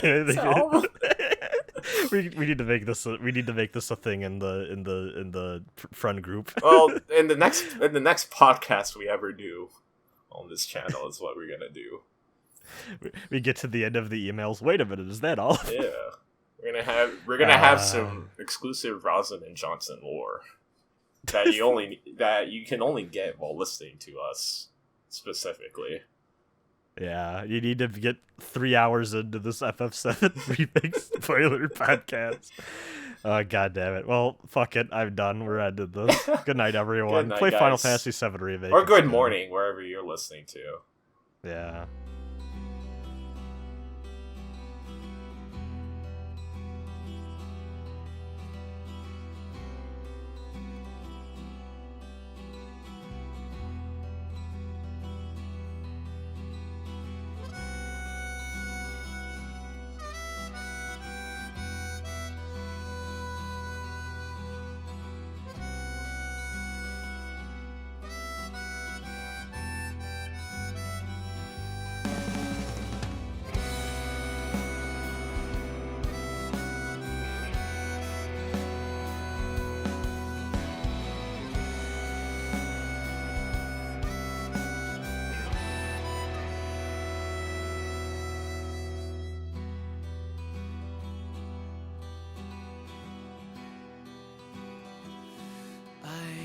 Be lost, drifting alone, floating up high, time after time, and there you'd be, shining brightly, your smiling face to guide my way.